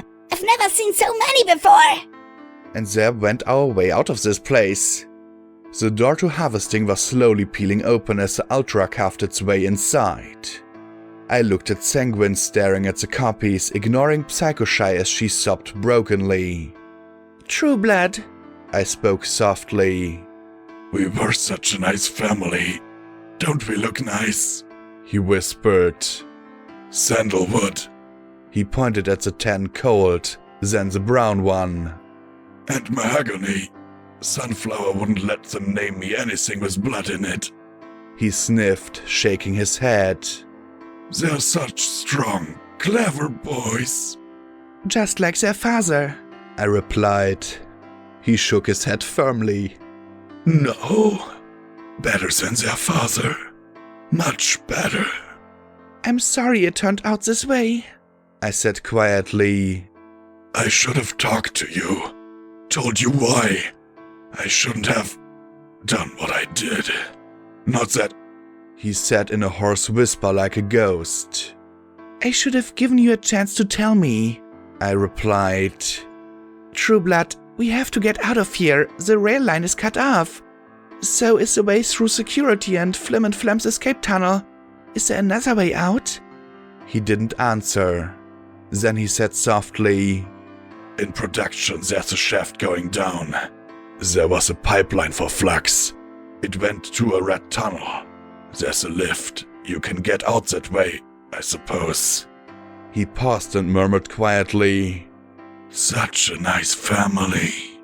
I stared at him as he gazed at the copies of his lost family. If I forced him to go, like Psycho-Shy had, all I'd have left was a thrashing, feral ghoul. At this point, there was only one thing left to say. Goodbye, Trueblood. But he didn't respond. I suspected he would never say another word again. It'd taken 2 centuries, but the hoof had finally caught him.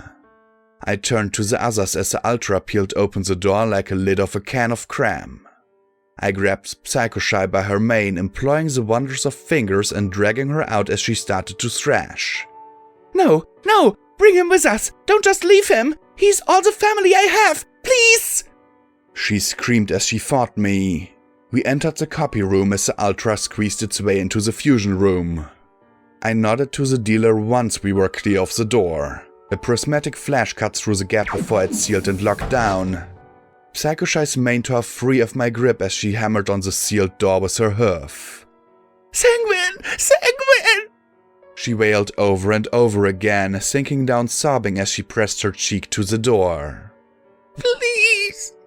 Then there was a cherry red glow, followed by a prismatic sparkle as the Ultra Sentinel resumed its pursuit. Clearly, it wasn't going to be satisfied till we were all dead. Come on, I said. Sanguine said there's a way out through production. Leave me, Psycho-Shy said quietly. Nope, I replied. I'm through leaving ponies behind to die. I meant it too. Sanguine's family hadn't deserved to die. Not like that. Not after 2 centuries trapped in a nightmare they couldn't escape. Security saves ponies. Shut your mouth, you stupid, self-righteous little cunt! You didn't save him! I am going to... She began, when there was a soft pfft and a dart appeared in her flank. Her yellow eyes widened as she began to sway. Fucking... cunt! And then she went limp. I looked over at Rampage holding the blowgun in her mouth. P-21 rolled his eyes as he said, I know you probably wanted some kind of teary heart-to-heart before you won her over and convinced her to live, but we've really got to go. I tossed Psycho-Shy onto my back and we retraced our way back up onto the catwalk. I stared down at the blanks still standing around in dull obliviousness. My instinct was to save them, but I couldn't. Boo, at least, was clever enough to follow me. I'd have to lead the rest, and I couldn't see any way I could lead around a herd of mindless ponies. I tore myself away, trotting along the catwalk back into production. All we had to do was get down the shaft and escape this pink cloud. I stared down at the swirling gas as it was mixed by the robots moving slowly through it. My EFS could make out dozens of bars, and occasionally I could see the flash of lights from their domes or eyes as they moved through the toxic cloud beneath us. We found ourselves back in front of the central pillar, the twisted statue of Discord behind us. There was nowhere left to run. I looked down into the swirling pink cloud but couldn't see any kind of shaft. Not good, I muttered. I'll say I'm completely out of popcorn, Discord muttered. I mean, if this is that last show I get to watch before I die, I'd at least like to enjoy it properly. I stared at the statue, a terrible, desperate feeling inside me. Can you do something? Discord was silent a moment. Well, I don't know. In better times, I turn the robots into mechanical wind-up toys and inhale the cloud through one nostril and get high of it. But now, I really don't know. His tone turned contemptuous. I really shouldn't be surprised, though. Ponies freak me because I need me to save their cutesy-wootsy butts. So you're saying you'd rather stay trapped and die than help us? P21 asked grimly. No, I'd rather you set me free. Then I'd turn you into stone, put you outside, and let you enjoy the pigeons crapping on your head for 1,000 years. Discord muttered. Pretty sure that pigeons are extinct. Rampage said. Oh, well, that's one small improvement. I'll probably have to bring them back, though. You can't get the whole turn to stone experience without birds pooping all over you. He said. We can't free him anyway. P21 said as he pointed at the explosives on the pillars. Soon as he's loose, those things blow up. I suppose I could try and eat some like hot tamales, but spicy food gives me gas. Discord offered grudgingly. I looked at the cloud and then looked over at the signs again. One burp stood out. Activate the water flush system. I peered up at the dim roof and made out the hundreds of sprinklers covering the surface. Dealer, how do I activate the water flush system? No sign of him again. I knew he wasn't my crazy, so why was he hiding now? I'd have to find it myself. I'm going down there. Get ready. Soon as the cloud washes away, those robots will be able to see us. I said as I dropped the doped psychoshine next to P21. Then I frowned. When I did find it, I'd have to move fast. P21 was carrying the crates. Rampage couldn't carry Psychoshy or Boo in her diminutive form. I looked at the blank mare and sighed. I really hoped this worked. Boo, I need you to listen. I have to go down there for a bit. You need to follow Rampage and carry Psychoshy. Okay, can you do that for me? She blinked once, cocking her head curiously, and burped. I groaned. We were doomed. Don't worry, BJ. I'll try and explain it to her. Rampage said and then frowned. Are you absolutely sure that you don't want us to try and come with you? I could... Rampage, that pink stuff turns your flesh into goo. Do you want to risk being reduced to a blob of pink bubblegum stuck to the floor? We don't have any way to vaporize you quickly. I'm the one already stuck to my barding and I've got the metal legs. I turned and dug through my saddlebags though, pulling out the clear helmet. How things like this fit in my bag, I couldn't imagine. I put the helmet on. The air talisman looked broken though. I'd have to be quick. Be ready to move soon as you see the tunnel. We'll be ready, but Blackjack, what about the innervation down there? P21 asked grimly. Slow, probable death from innervation, or fast, certain death by robot? I replied rhetorically, trotting quickly back to the stairs down into the pink cloud. Instantly my hide started to prickle from the holes in the environmental suit as the gas got in. Oh, right, those. I'd be lucky if air became an issue. My telekinesis was barely able to lift the revolver. I was left with my own 4 hoofs. The pink mist swirled around me as I moved through the narrow gaps between the machinery. Was something generating this, or was all this the mist the result of years of sanguine living down here? I guessed it really didn't matter in the long run. Unauthorized zebra intruder, crackled the voice behind me, and I turned as crimson beams scoured my backside. I could barely see the glowing eyes, but it looked close enough. I set my 4 hoofs and kicked back with such force that the protector pony's head exploded in a shower of scrap and sparks. As it fell on its side, more crimson beams flashed over me.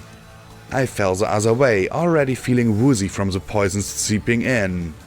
I needed to find a valve, a lever, a button. Something that would be used to flush away flux. I couldn't even tell which way the walls were. Barrels of flux were stacked in precarious leaking columns and pillars around and atop the equipment. Some seemed to have absorbed the poison, changing from rainbow sludge to an almost bloody pink fluid. I really did not want to find out what it would do to me. Hold and be vaporized, boomed a voice as I darted atop a steel conveyor belt. A missile rocketed through the fog and I leapt away out of reflex. I was quite impressed that I managed to complete the backflip and stick the landing, facing the sentry robot as the missile exploded behind me. 3 barrels tumbled down towards me, spilling noxious magical waste. I stood on my hind legs, lifting my forelegs to catch the barrel and heaved it towards the large machine. The Gatling gun purred and the drum exploded, showering the robot in pink goo. Instantly it began to liquefy into a rusty sludge.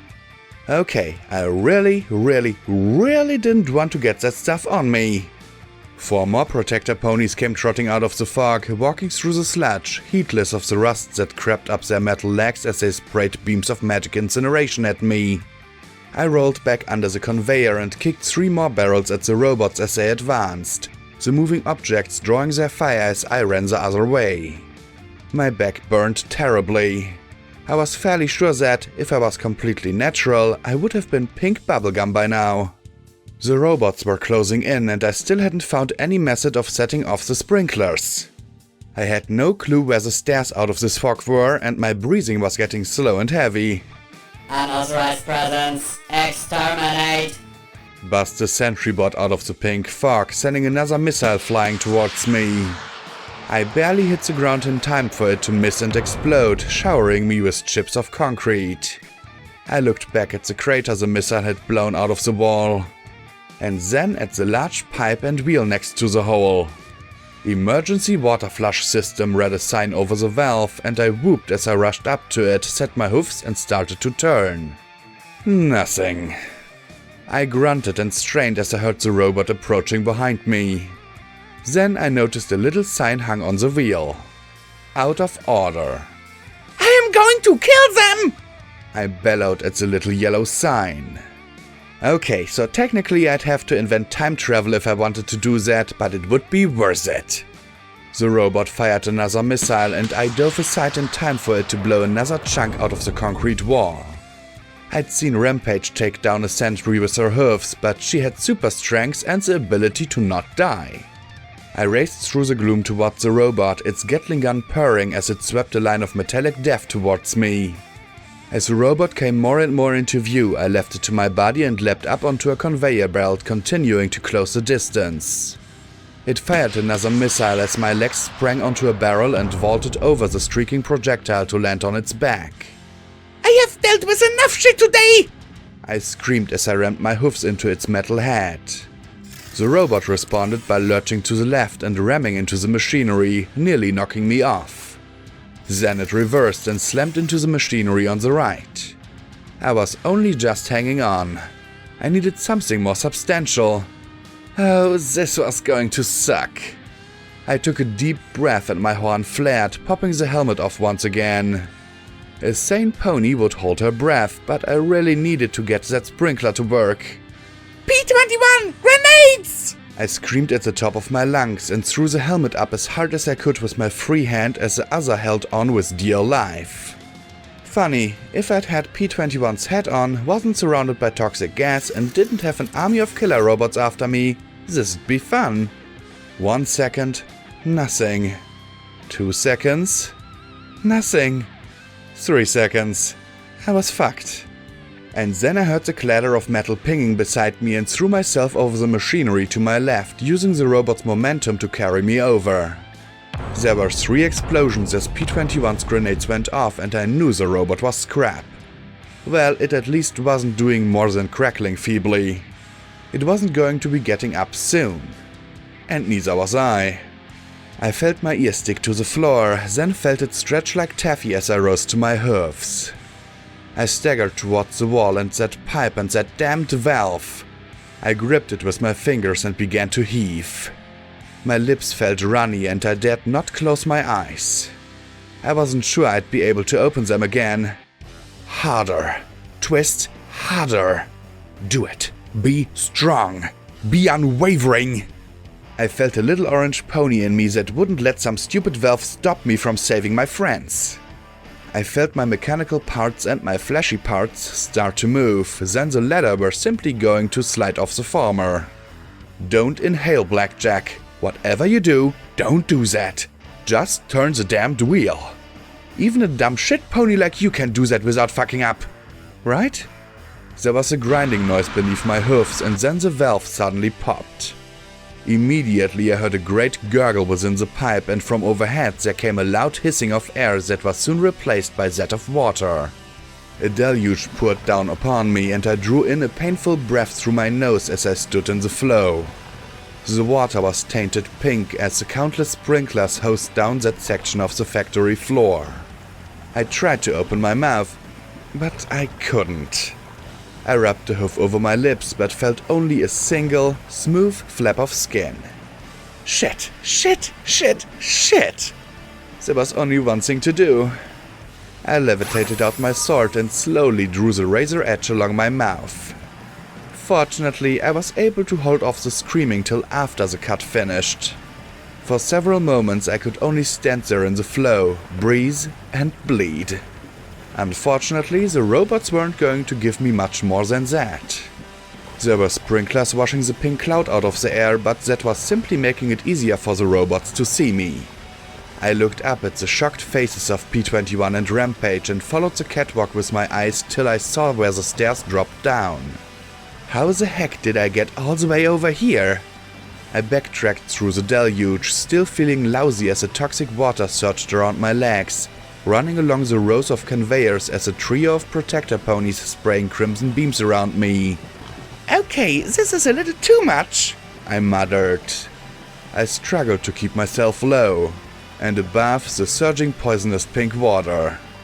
I peeked over the edge at the robots standing on the far side. I heaved a barrel and bathed the machine in rainbow sludge. The protector pony sparked and flashed, then looked around. It touched a hoof to its cheek. Oh my goodness, I have suddenly achieved sentience. I have hopes, dreams, and destiny. The other two robotic ponies turned towards the dosed machine. Error. And then they proceeded to hose it down with their scarlet beams.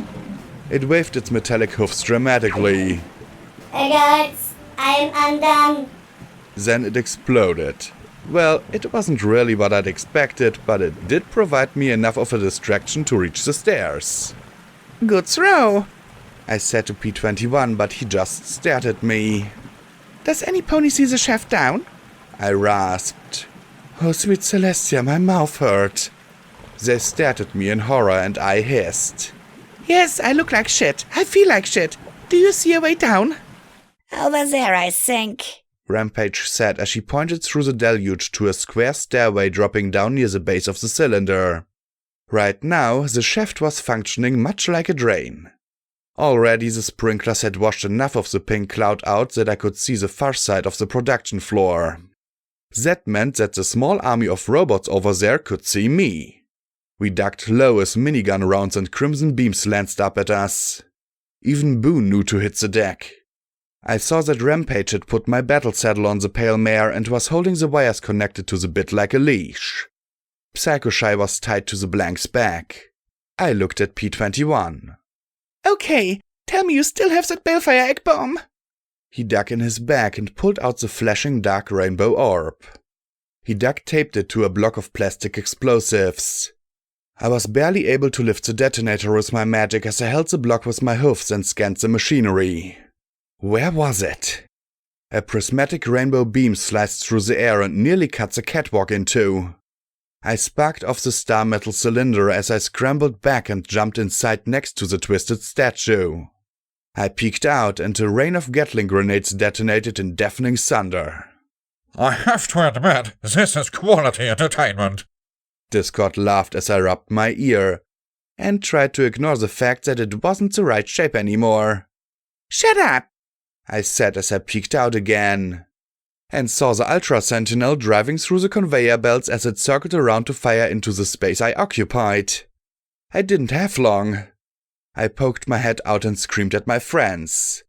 Get down the shaft! Hurry! I kept the block in my hoofs as I watched the Ultra Sentinel rolling around, tearing up whatever passed under its heavy wheels as it got into place. That's quite a throw, even for metal legs. Discord observed as I lifted the block of explosives. Shut up! I hissed, watching my friends. They were at the stairs. The robots all seemed occupied with me.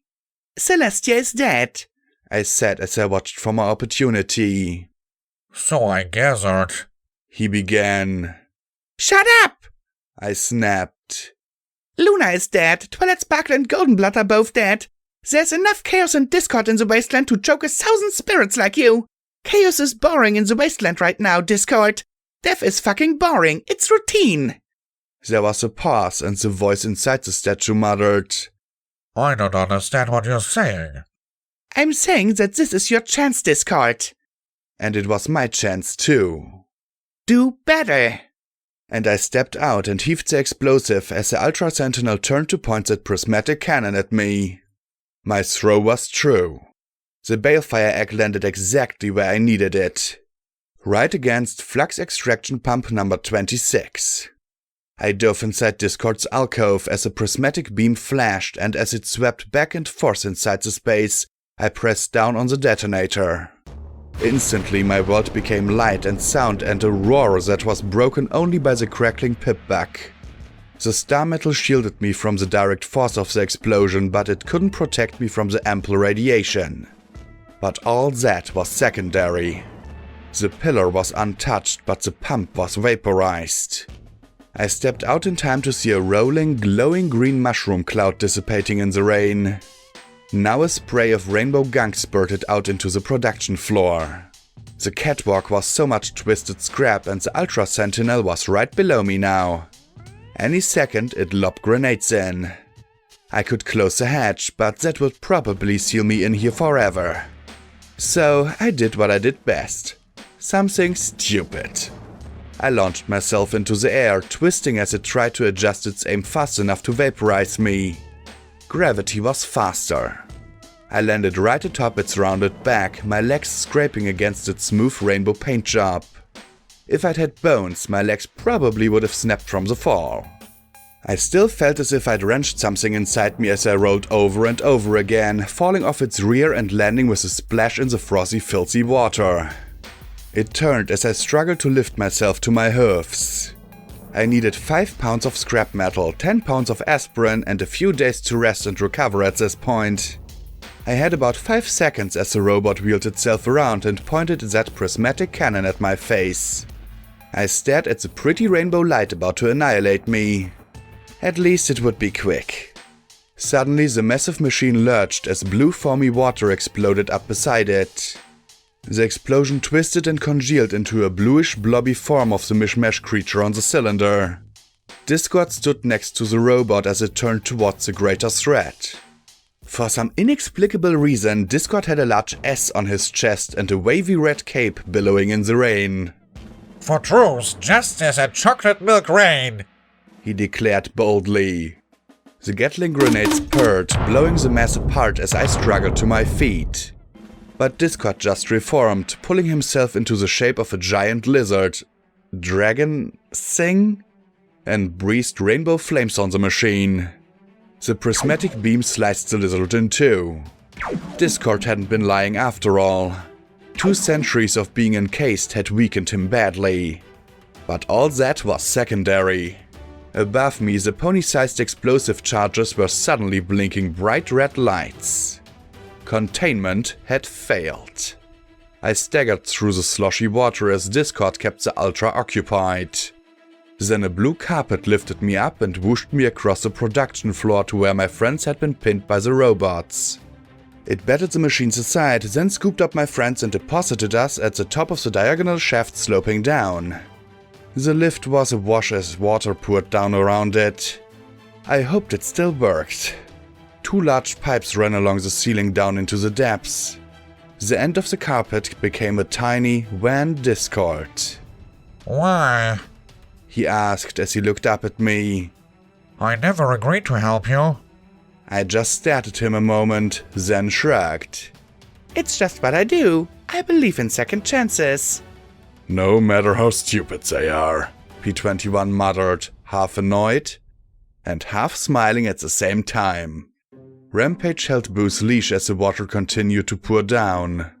The little blank pony didn't like this at all, her ears drooping as the toxic water splashed around her. Still, she seemed to know that staying close to the striped filly was better than being alone. Ah, your friends? He said, perking a little as he hopped up on Rampage, then looked at the suspicious blue stallion and adopted his scowl perfectly. I couldn't help but smile. Then he appeared next to Boo's head. Hello? He called into her ear, an echo sounding over the splashing water. He stuck half his body in her ear and looked out at us from her clear pale eyes, waving. The blank scrunched up her face and rubbed at her ear with a hoof. Hey! I said with a small frown, and he pulled himself out with a soft pop. So very sorry. He said immediately. Nice girl, but not too bright. Then klaxons began to sound and Flim and Flam's voices warned me not to panic and run for my life. Calmly. The Ultra was rolling towards us. No, towards the shaft. Hurry! Discord panted as he looked back at the machine. This thing is no fun. While I'd love to turn it into Topeka pudding, right now I'll be lucky to slow it down enough to get it buried down here. Will you be okay? I asked, and the tiny Draconicus blinked and actually blushed. You really do care? How interesting. I never thought it possible.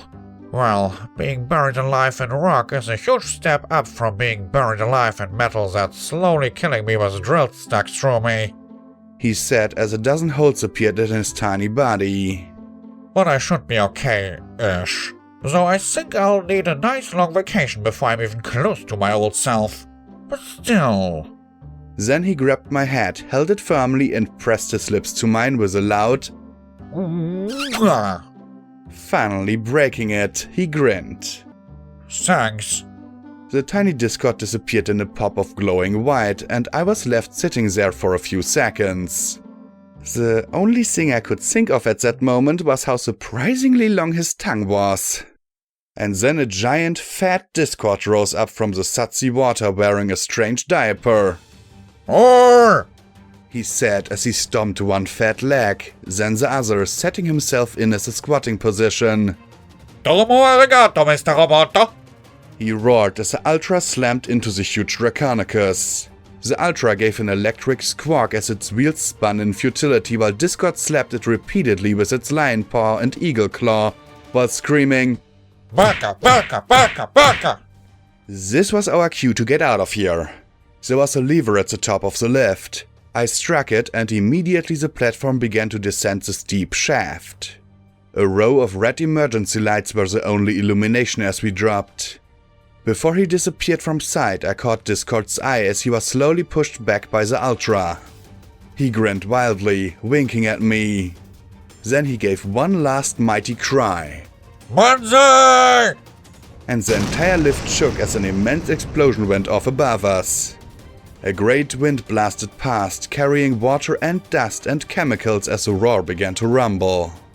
I had an image of the entire Hippocratic research building collapsing into an immense hole right above me as the lift plunged down into the earth. Of course, there was a saying about frying pans and fries. Personally, I'd never used much of either, but I could appreciate the sentiment. Especially now as my chest began to burn painfully. Instantly my friends started to sway and droop. Enervation. Lots of it. We were getting into depths comparable to our previous jaunt under the city. The one that had almost killed all of us. Fortunately, despite the pain in my chest, I didn't feel the draining lethargy I had before. It hurt, but it was a distant hurt, and instead of passing out, I felt a faint ringing in my ears. The rumbling roar overhead quickly drowned it out as the pressure grew and grew above us, the flow slackening off. Then a prismatic beam sliced down the center of the shaft, bathing it in glaring light. From the top of the inclined tunnel, two glaring lights flashed down at us. Discord hadn't succeeded in burying the Ultra Sentinel with him. It was coming down, and fast. This thing is really starting to piss me off! I screamed as I looked around the platform. Nothing we could use to hide behind. That beam could cut through anything anyway. There was only one thing I could think of. Something stupid. Again. Jump! I shouted as I ran and grabbed Boo. The mare just stared as if even she couldn't imagine I'd do something so crazy. I leapt off the edge of the lip, landing on my back on the water-slicked concrete. That's lemming talk! Rampage shouted as she leapt after me. I should have gone with Glory! P21 agreed as the 5 of us plunged down the shaft together while the Ultra crashed into the lift. Its prismatic beam flashed down again and again over the edge as we flew down the shaft, evading death for a few more seconds however we could. P21 slammed into me, Boo, and Psychoshy. Is this part of the plan? He screamed as we slid. Yes! I yelled back. Your plan sucks! He bellowed at me as we gained speed. Couldn't argue with that one. You bet! I agreed, moving faster and faster, leaving the lift behind. Then one of the prismatic beams flashed and illuminated 3 unavoidable facts. The bottom of the shaft had been closed. It was now full of toxic water, and half my body was made of metal. Oh shit! Was as far as I got before we plunged in together. Boo and Psychoshy floated. Me? I sank like a rock, my eyes barely picking out anything in the red gloom of the submerged lights. This water burned, maybe not as much as the cloud had, but between the poisonous water, the lift dropping a mechanical death machine down on my friends, and the enervation sapping every pony's strength, it really didn't look good. I had to wonder if little Pip or the stable dweller ever had days like mine.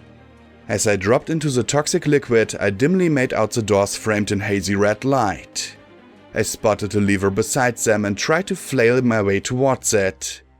I wasn't a good swimmer even before I got metal limbs. Worse, there was some kind of pit beneath the doors filled with machinery. To run the lift, I supposed. If I missed the landing... don't think about it, Blackjack. Just move sideways more than down. Sideways. That way. I watched the lip of the landing drift past my outstretched hoofs. I screamed in a fury of sudsy bubbles and flailed wildly, wanting to beat the shit out of the world. I supposed it might have counted as swimming.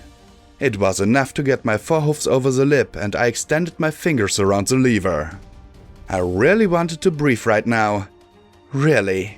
Was a little oxygen too much to ask? Maybe I could breathe poisoned water? Why was I thinking about poisoned water when my friends were about to get crushed?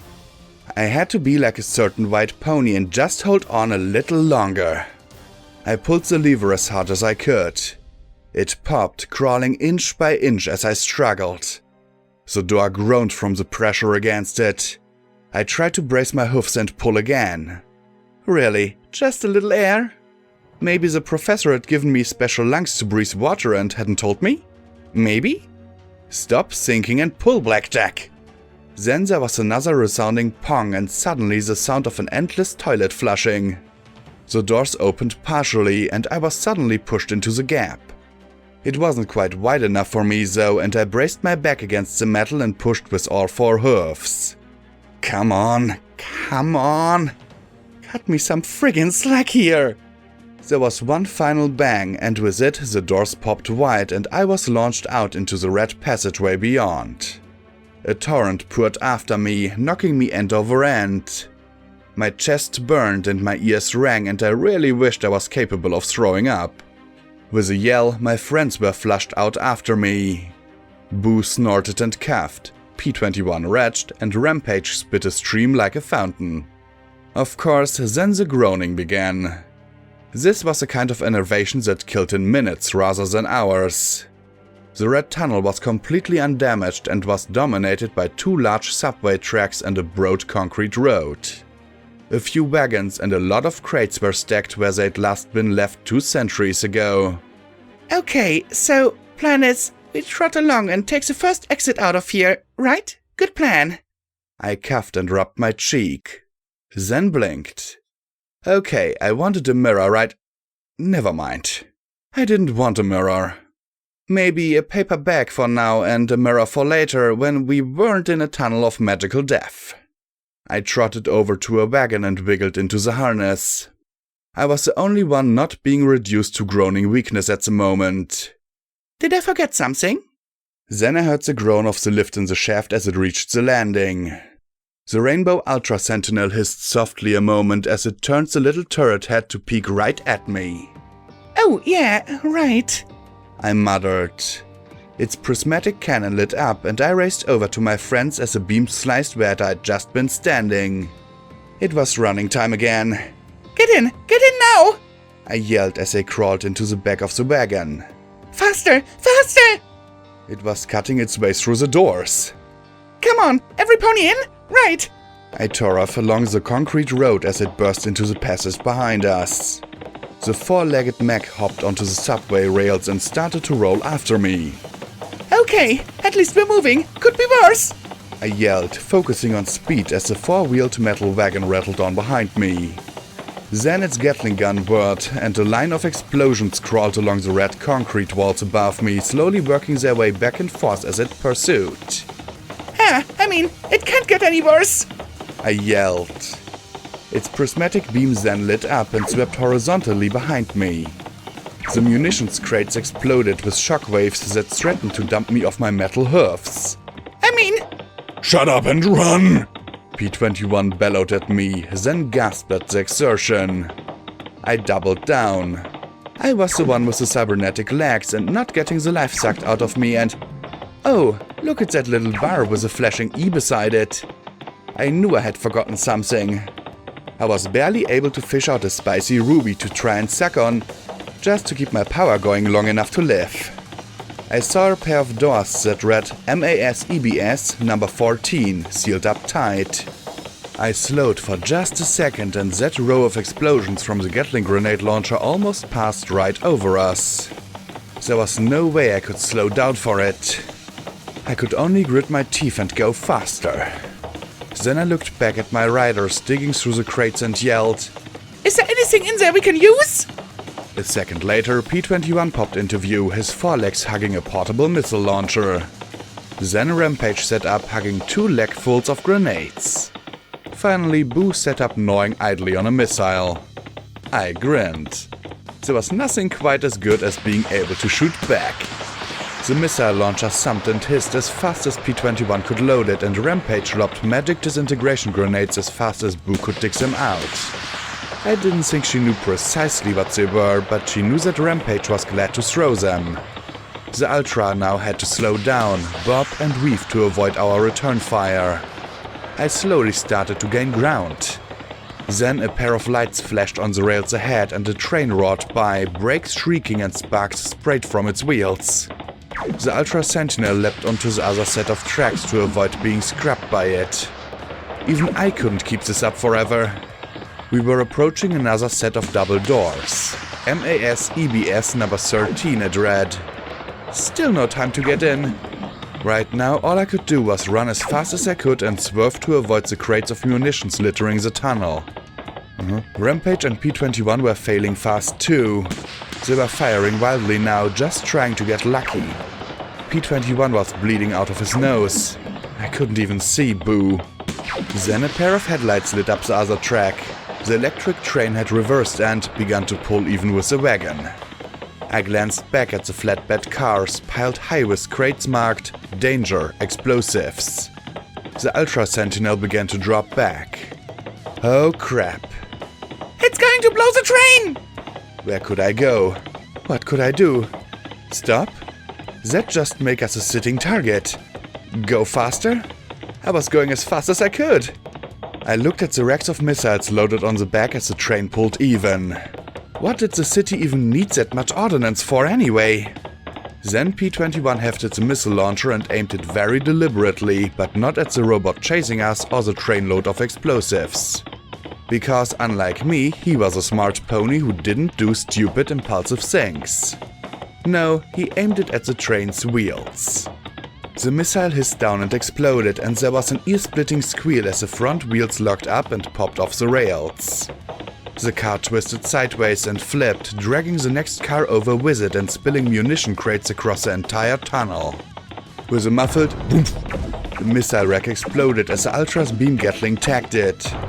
The explosions rapidly built, and suddenly I felt a pressure wave shoving the cart along the tunnel, my hoofs leaving the floor for several seconds as a firestorm set off explosion after explosion. I remembered the elevator and prayed, "Don't blow up, don't blow up, don't blow up!" to the crates in the wagon behind me. Fortunately, there was another pair of doors ahead, marked Mirror. I dug in my hoofs, wincing as I screeched along the concrete, trying to slow without crashing completely. My height felt gross underneath the barding and hazmat suit. I just wanted to scrape it all away. I sweated and panted and gasped and sagged in the harness. I'd reached my cyber pony limits. I'd been shot, stabbed, blown up, poisoned, and drowned. I was done. Then there was a metallic grating noise and a flaming chunk of train car was pushed aside. The blackened Ultra Sentinel with busted Gatling grenade launcher and prismatic cannon looked at me with its little cameras and gave a low rumble as it charged after us, trailing a cloud of smoking and flaming debris. Oh, come on! I shouted, looking at the heavy doors.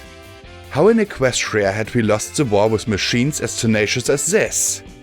There were 2 more sets of levers by the door. I pushed one, throwing my whole body against it while P-21 and Rampage shoved themselves against the other. Motors whirred, and without the pressure of thousands of gallons of water behind them, the doors opened quite easily. Please be at the bottom! Please be at the bottom! I prayed silently as I pulled the wagon through. It was at the bottom. I felt like I could fly. We piled onto the platform and pulled the lever, and immediately the lift crawled up the diagonal slope. Finally, I relaxed and tried to take a nice, deep breath. The doors squealed as the Ultra rammed its way through and off the landing onto the slope. Its 4 wheels screamed as they fought for purchase, and then it started to crawl its way up the ramp after us. The busted prismatic gun unleashed a shotgun-like spray of wild magic beams that made us all take cover. Oh, that's it! I shouted, slamming the elevator's control lever into reverse. What are you doing? P-21 gaped at me, holding the white stasis boxes as I wiggled out of the wagon's harness. I am through playing around! I shouted as I shoved the wagon over the edge. The munition crates tumbled into the wildly spraying energy and blew. I didn't even flinch from the shrapnel as I dove the lift straight into the flaming bot. It raised its burning front wheels before the lift collided and knocked it end over end down the slope. I didn't stop though, driving the elevator all the way down till it crunched the Ultra Sentinel like a bug. I raised the lift and lowered it several times, listening to it crunch a little bit more. Finally, as we started back up again, I took the missile launcher from P-21, trotted to the edge and fired it into the sparking wreckage. As the lift rose, I tossed the spent launcher down after it. I huffed, sitting in the middle of the lift, and dug out a ruby to suck on. P-21 stared at me as I sat back against the lift controls. So, go to Hippocratic Research, get EC-1101 back, stop Sanguine, and get out. I murmured as I looked at the confused bug. I slowly smiled, or tried to smile. I really did not want to know how bad the damage was. I think this counts as one of my plans actually working. And I glowed with pride as he was rendered speechless in wonder.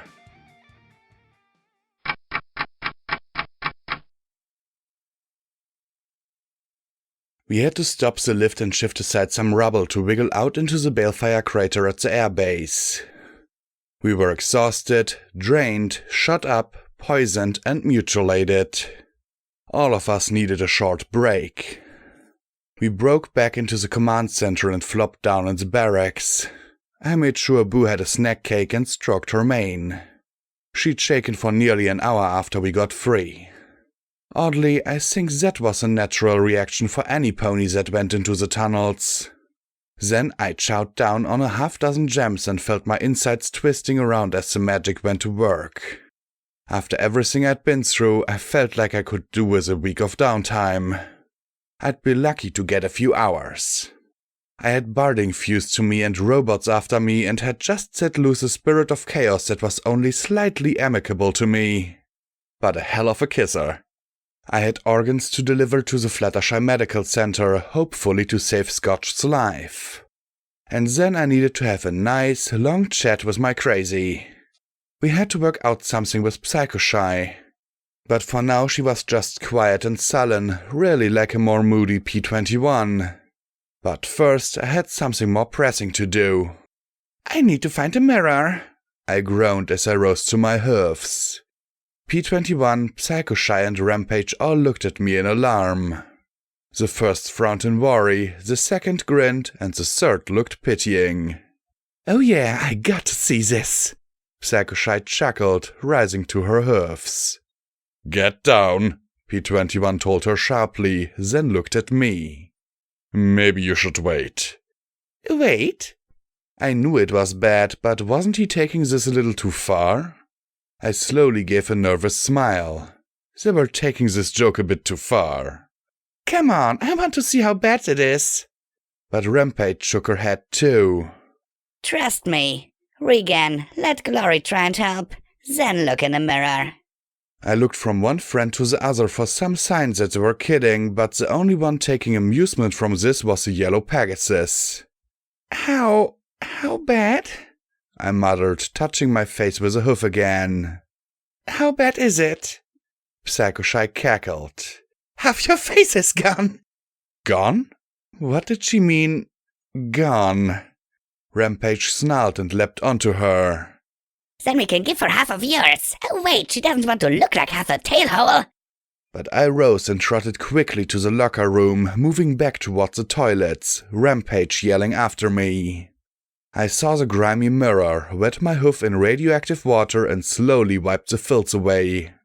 What looked back at me through the brown droplets couldn't have been me. That wasn't my face. That was some pony else. Something else. Call it vanity, but I always liked to imagine I looked decent. Maybe not as cute as Glory, but easy on the eyes. What I saw now was not easy on the eyes. It wasn't just injury. I had pieces of my face missing. Gone. What remained was wrong. Was it metal under my skin? Like a honeycomb of steel woven under my flesh? There were cables, metal pins in my flesh. Oh, sweet Celestia, I wanted my heart to pound and my pulse to race, something to prove I was more pony than machine. The professor hadn't mentioned any of this. Glory hadn't mentioned any of this. The flailed Reaper's mechanical mouth gaped, forcing a shattered jaw to stretch impossibly wide. An articulated metal windpipe released that horrible noise as flaps of skin dangled from him. Broken pieces of skull clung to an armored sphere that was still horribly attached to his mechanical spine. I couldn't help myself. I closed my eyes as my organic bits started to shake. Glory can fix it. Glory can fix it. I'll regenerate. I will. I just wished that my words sounded less like a prayer. Really, I'd sacrificed my flesh and blood and orifices to doing the right thing before. What was a face? Just me. I couldn't help myself.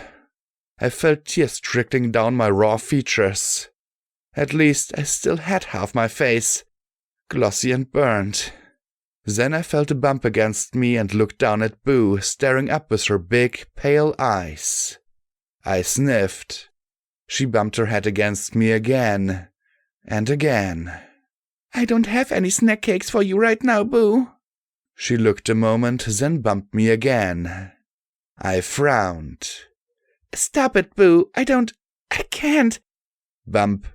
She looked into my eyes, so sad and serious. And then she curled the corners of her mouth just a little. She didn't care what I looked like. I let out a little sob. And a little laugh, too. You're smarter than you look, Boo. I said, and she bumped me again. I held her in my hoofs, rubbing her ears. She only cared about the important things. Blackjack? Rampage said softly as she trotted in after me. Psycho-Shy wasn't exaggerating, was she? I muttered, bowing my head. The striped filly growled. I'm going to burn her face off with a blowtorch. No, I said, shaking my head. It'll be okay. I can wear a mask or something. That's like a badass Reaper, right? She snorted softly. Yeah, totally badass. Before we left, I made my way to the Marauders' lockers. I tried guessing a few passwords for each of them, putting in every personality we'd met in Rampage, trying Mary Pony and Twilight for Big Mac, and messing around with Psalms. I entered in Rarity for Vanity's locker and nothing happened. Then I huffed and remembered his last memory orb. I closed my eyes. What summed up the noble pony more than anything? I typed in regret. The locker door hissed open. I didn't see any pictures or photographs. There were simply some files, 2 memory orbs and a strange metal crown thingy with a large black opal in the front. There was also a pair of revolvers with the handles decorated in encrypted mother of pearl. Vigilance would always be my firearm of choice, but I had to admit that there was something tempting about the long-barreled revolvers. They were of an even larger caliber than Vigilance's 12.7, and I was glad I had 3 full boxes of ammunition. Duty was written on one in elegant flowing script. Sacrifice was inscribed on the other. I packed the locker's contents away and closed the door with a quiet click.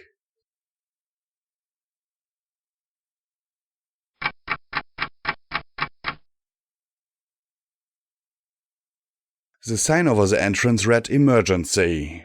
I certainly looked the part as the 5 of us limped our way inside.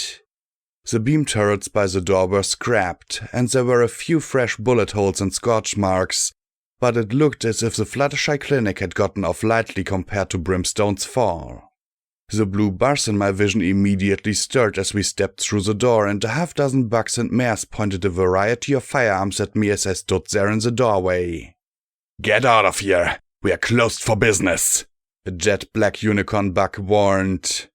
You might want to rethink that, P-21 said firmly as he pushed back his wide-brimmed hat. We've had a really long day.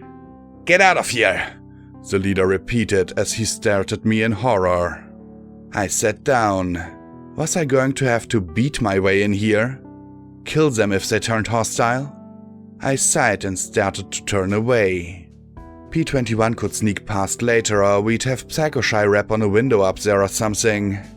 I just wanted to get in and rest and get my face put back together.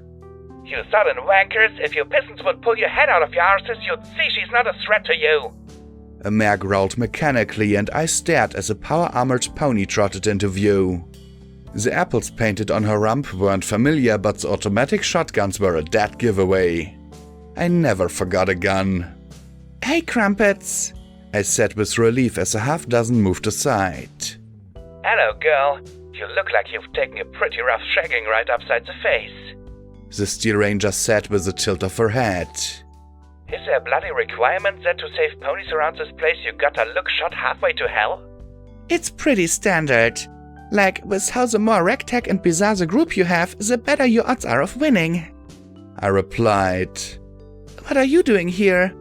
Well, after you blew the Celestia, congratulations on that, by the way. Cottage Cheese says whatever pony gets their hoofs on your gun becomes our star paladin, no questions asked. Wanker. She snorted. Anyway, after that the bloody traditionalists took the Applejack and ran back to Manhattan. So we needed someplace safe to hole up. This looked like a right sturdy fortification. Reminds me of home, actually. And so I stopped by just in time to prevent some raiders from finishing the job. And we're grateful to you for driving them off, but we're not interested in becoming a base for your order. The unicorn that had turned me away said testily. This place is being run by the Collegiate and Society. You should be lucky we're asking. Steel Rain's lot wouldn't bother. The mare snorted. Doesn't have near the facilities we need anyhow. Steel Rain's alive? Fuck. What did it take to kill ponies around this place? Now I'd have to face him again, and there'd be some heartbreaking reasons he was such a prick, and I'd... Was drowning simply too much to ask? She nodded. That's the story we hear. Found somewhere to go to ground. Not sure what his plan is, but he's got 60 or 70 folks with him. Without the Applejack, we are not getting back to Trottingham anytime soon. So we're looking for a safe place to hole up. We're scattered all over this damned valley. What with the schism in the Rangers, who knows how things are going to turn out? Schism? P-21 asked with a frown. It's not something most folks would know. Most folks know the Rangers for being great sudden gits, taking whatever text they trot across and having bloody great sticks up their asses.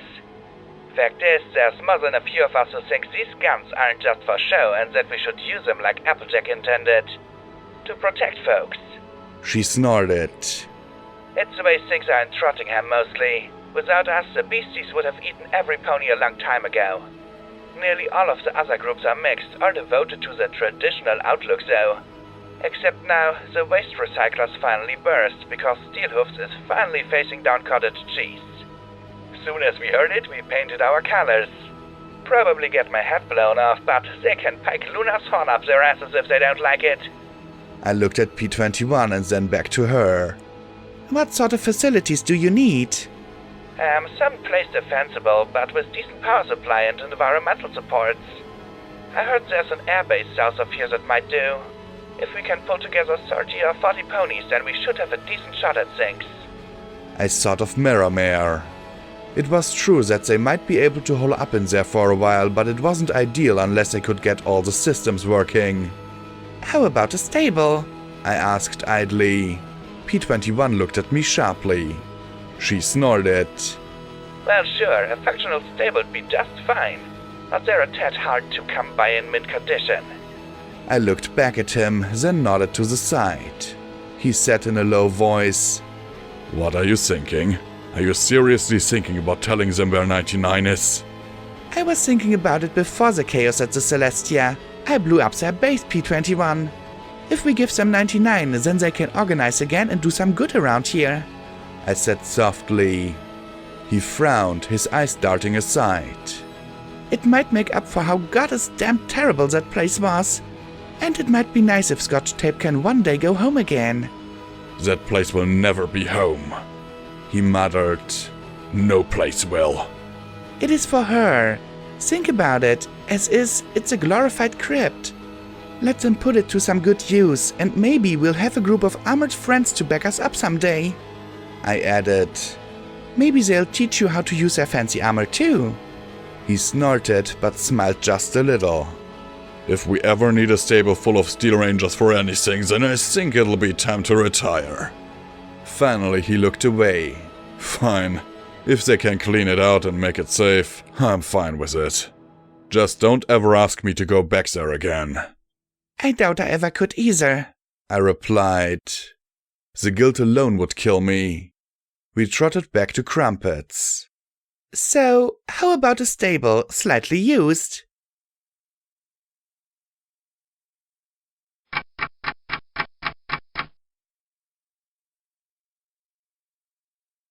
I never knew you could kiss people through power armor. Rampage remarked as we trotted up the many flights of stairs, Psycho-Shy flying up slowly beside us. You can't, but that didn't stop her from trying, I grumbled. Even with my warnings about the chlorine gas and the contaminated food recycling system, she'd been more than ecstatic at the news. I can't believe you didn't try and get caps or anything from her, Psycho-Shy said as she hovered effortlessly. I could tell she'd looked forward to rubbing her flight in our faces, but my legs were mechanical. Rampage couldn't get tired, Boo probably wasn't smart enough to care, and P21 would sooner have kissed the abrasive mare than complain his legs were tired. The very least you should have gotten was a suit of that power armor for yourself. I'm already half power armor, I want to be less power armor, I muttered. At least power armor you could take off. Really? Being a cyber pony really was an advantage down in those tunnels, Rampage replied. If you were flesh and blood, we probably wouldn't have gotten out alive. I barked a moment. It's not like that. Sure, having the metal limbs was helpful, but I don't know, it's like the more metal I am, the less me I am. Bitch. Rampage muttered, rolling her eyes. All I'm saying is that you should be more grateful about what you are than more down on yourself for not being what you think you should be. We finally reached the sealed ward and I pushed the door open. I noticed that some pony had cleaned the walls. There were still stains though. We trotted in and then my ears twitched. I know we should wait, but you saw that explosion. We can't just sit around here. The voice was oddly squeaky, not the soft smoothness I remembered so fondly. Blackjack will come here if she's alive. If she's not, some pony will have to look after Scotch tape until a regeneration talisman is found. Lacuna replied smoothly from one of the hospital rooms. I stepped in and saw the Elicon looking into the bathroom. Yeah, fortunately, I'm too dumb to die, I said brazenly as I stepped in. Oh my gosh, oh my gosh, oh my gosh, oh my gosh! Blurted Glory from inside. Don't come in, Blackjack! You can't see me like this! Trust me, you looked a lot better than I said as I stepped into the bathroom doorway. What I beheld was neither my normal single-winged beauty nor the blue Pegasus with a rainbow mane, but a creature covered in black sludge standing next to several beakers mixed with tar-like concoctions reeking of ammonia.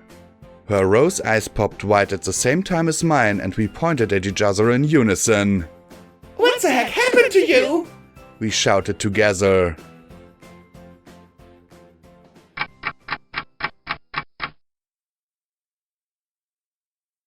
"15 minutes later, after I'd explained what happened, Rampage had stopped laughing and taken Psychoshy out to do something. P21 skulked out with Lacuna as well, off to deliver the crates and talk to his daughter. He'd better be doing that. Boo lay on a hospital bed with fancy bug cake crumbs all over her mouth. Zed left the two of us together. So, this time you're dyeing your coat black? What, why not just shave your mane or call yourself Fallen Rainbow? She stuck her tongue out at me. Because smart ponies can learn when something doesn't work the first time, she said before stepping into the shower. Since I doubt there's a box of mane treatment anywhere in the wasteland, I simply mixed them up. It's basic organic chemistry. Lacuna helped fill in the gaps, and one of the bugs downstairs showed it was effective when we tested it on him. Right, I said as I carefully lifted one of the beakers. Is being Rainbow Dash so bad? Glory shuddered. Blackjack, you remember how upset my sister was when she thought I was a traitor? I nodded. Imagine how every Enclave Pegasus will feel if they see me. We're all educated that Rainbow Dash betrayed her own people when she left us. That's just the simple propaganda. I don't even want to imagine how some pony like Lighthooves will take it.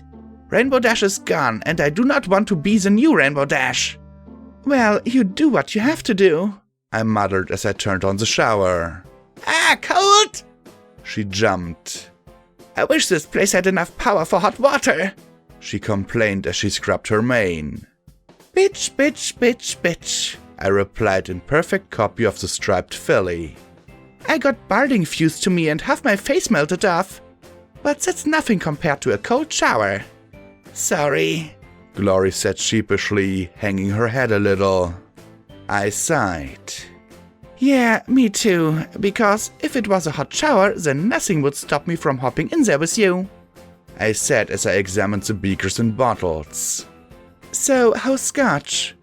Critical but stable. We arrived with barely enough time to turn the power back on and put her in stasis, Glory said softly.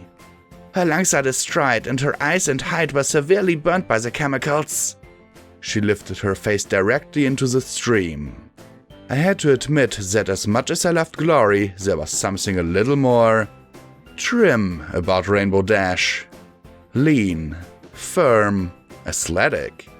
I watched the dye slowly run off her body in rivulets and... Glory, are you sure that stuff works? I asked with a frown. Please, Blackjack, I've been working on it for hours. I've tested it. Make sure you don't get any on your coat, she said with just a touch of indignation. The sooner I can stop worrying about some lightning rod spy camera spotting me like this, the better. I stared as she washed the chemicals away, then covered my mouth. Oh, this wasn't funny. Do not laugh, Blackjack. Laughter is a swift and sure path to grief and angst. But I had to say something. Glory, are you sure it works? Yes, Blackjack. Still, soon as this joke wears off and I can stop looking like Rainbow Dash, I swear I feel my intelligence leaking out of my ears every time I see her face. She snorted softly in irritation before sighing, slumping her head as the dye pooled like ink around her hooves. I'm sorry, I shouldn't be complaining about seeing her face when you've been hurt so badly. I just hate looking at a reflection that isn't mine. No, that's not a problem, I muttered. Glory, I'm afraid. I had to tell her. I know, but don't worry, she said as she sat in the shower with her eyes closed, scrubbing her coat briskly. I know that your damage looks severe, but the surgical robot here should be able to, well, patch you up. Lacuna's recharged several healing potions, so even if they're not as effective as they should help with the skin grafts and reconstruction. Granted, I'm not an expert, but I've read books on the subject, she said as she reached over for a towel and began to dry off her mane and face. The cloth instantly stained soot black from the chemicals. Well, that's great to hear, but Scotch will be fine too, I think. I'm not an expert on transplants, but if the organs really are cloned from her own body, then I don't think there's any possibility of rejection, she said as she stepped in front of the mirror, scrubbing her mane with her blackened towel. Glory. Do not laugh. Do not. Yes, what is it, Black? But her mane wasn't black. Nor was her coat. A few wet streaks of black dye smeared her prismatic mane. Her height was the exact same cyan as my statuette. Her rose-colored eyes bulged, pupils shrinking to magenta dots, locked on her reflection as her hoofs trembled on the porcelain. I'm afraid the joke's still working, I snarked, my eyes watering from repressed laughter. They probably heard her obscenity clear in Manhattan.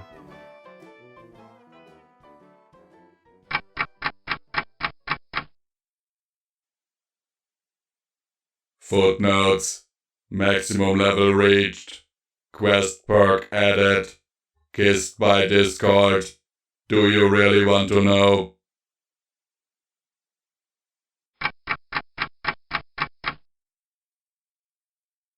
Credits. You have been listening to Fallout Equestria Project Horizons Chapter 39. This chapter was narrated for you by Visual Pony. Sound effects were provided by freesound.org and Visual Pony's own production. Music was provided by the YouTube Audio Library and Ashiden. Link is in the description. Special thanks to Ashiden for allowing me to use his song's security in this chapter. Link is in the description. See you next chapter, every pony. Sincerely yours, Visual Pony.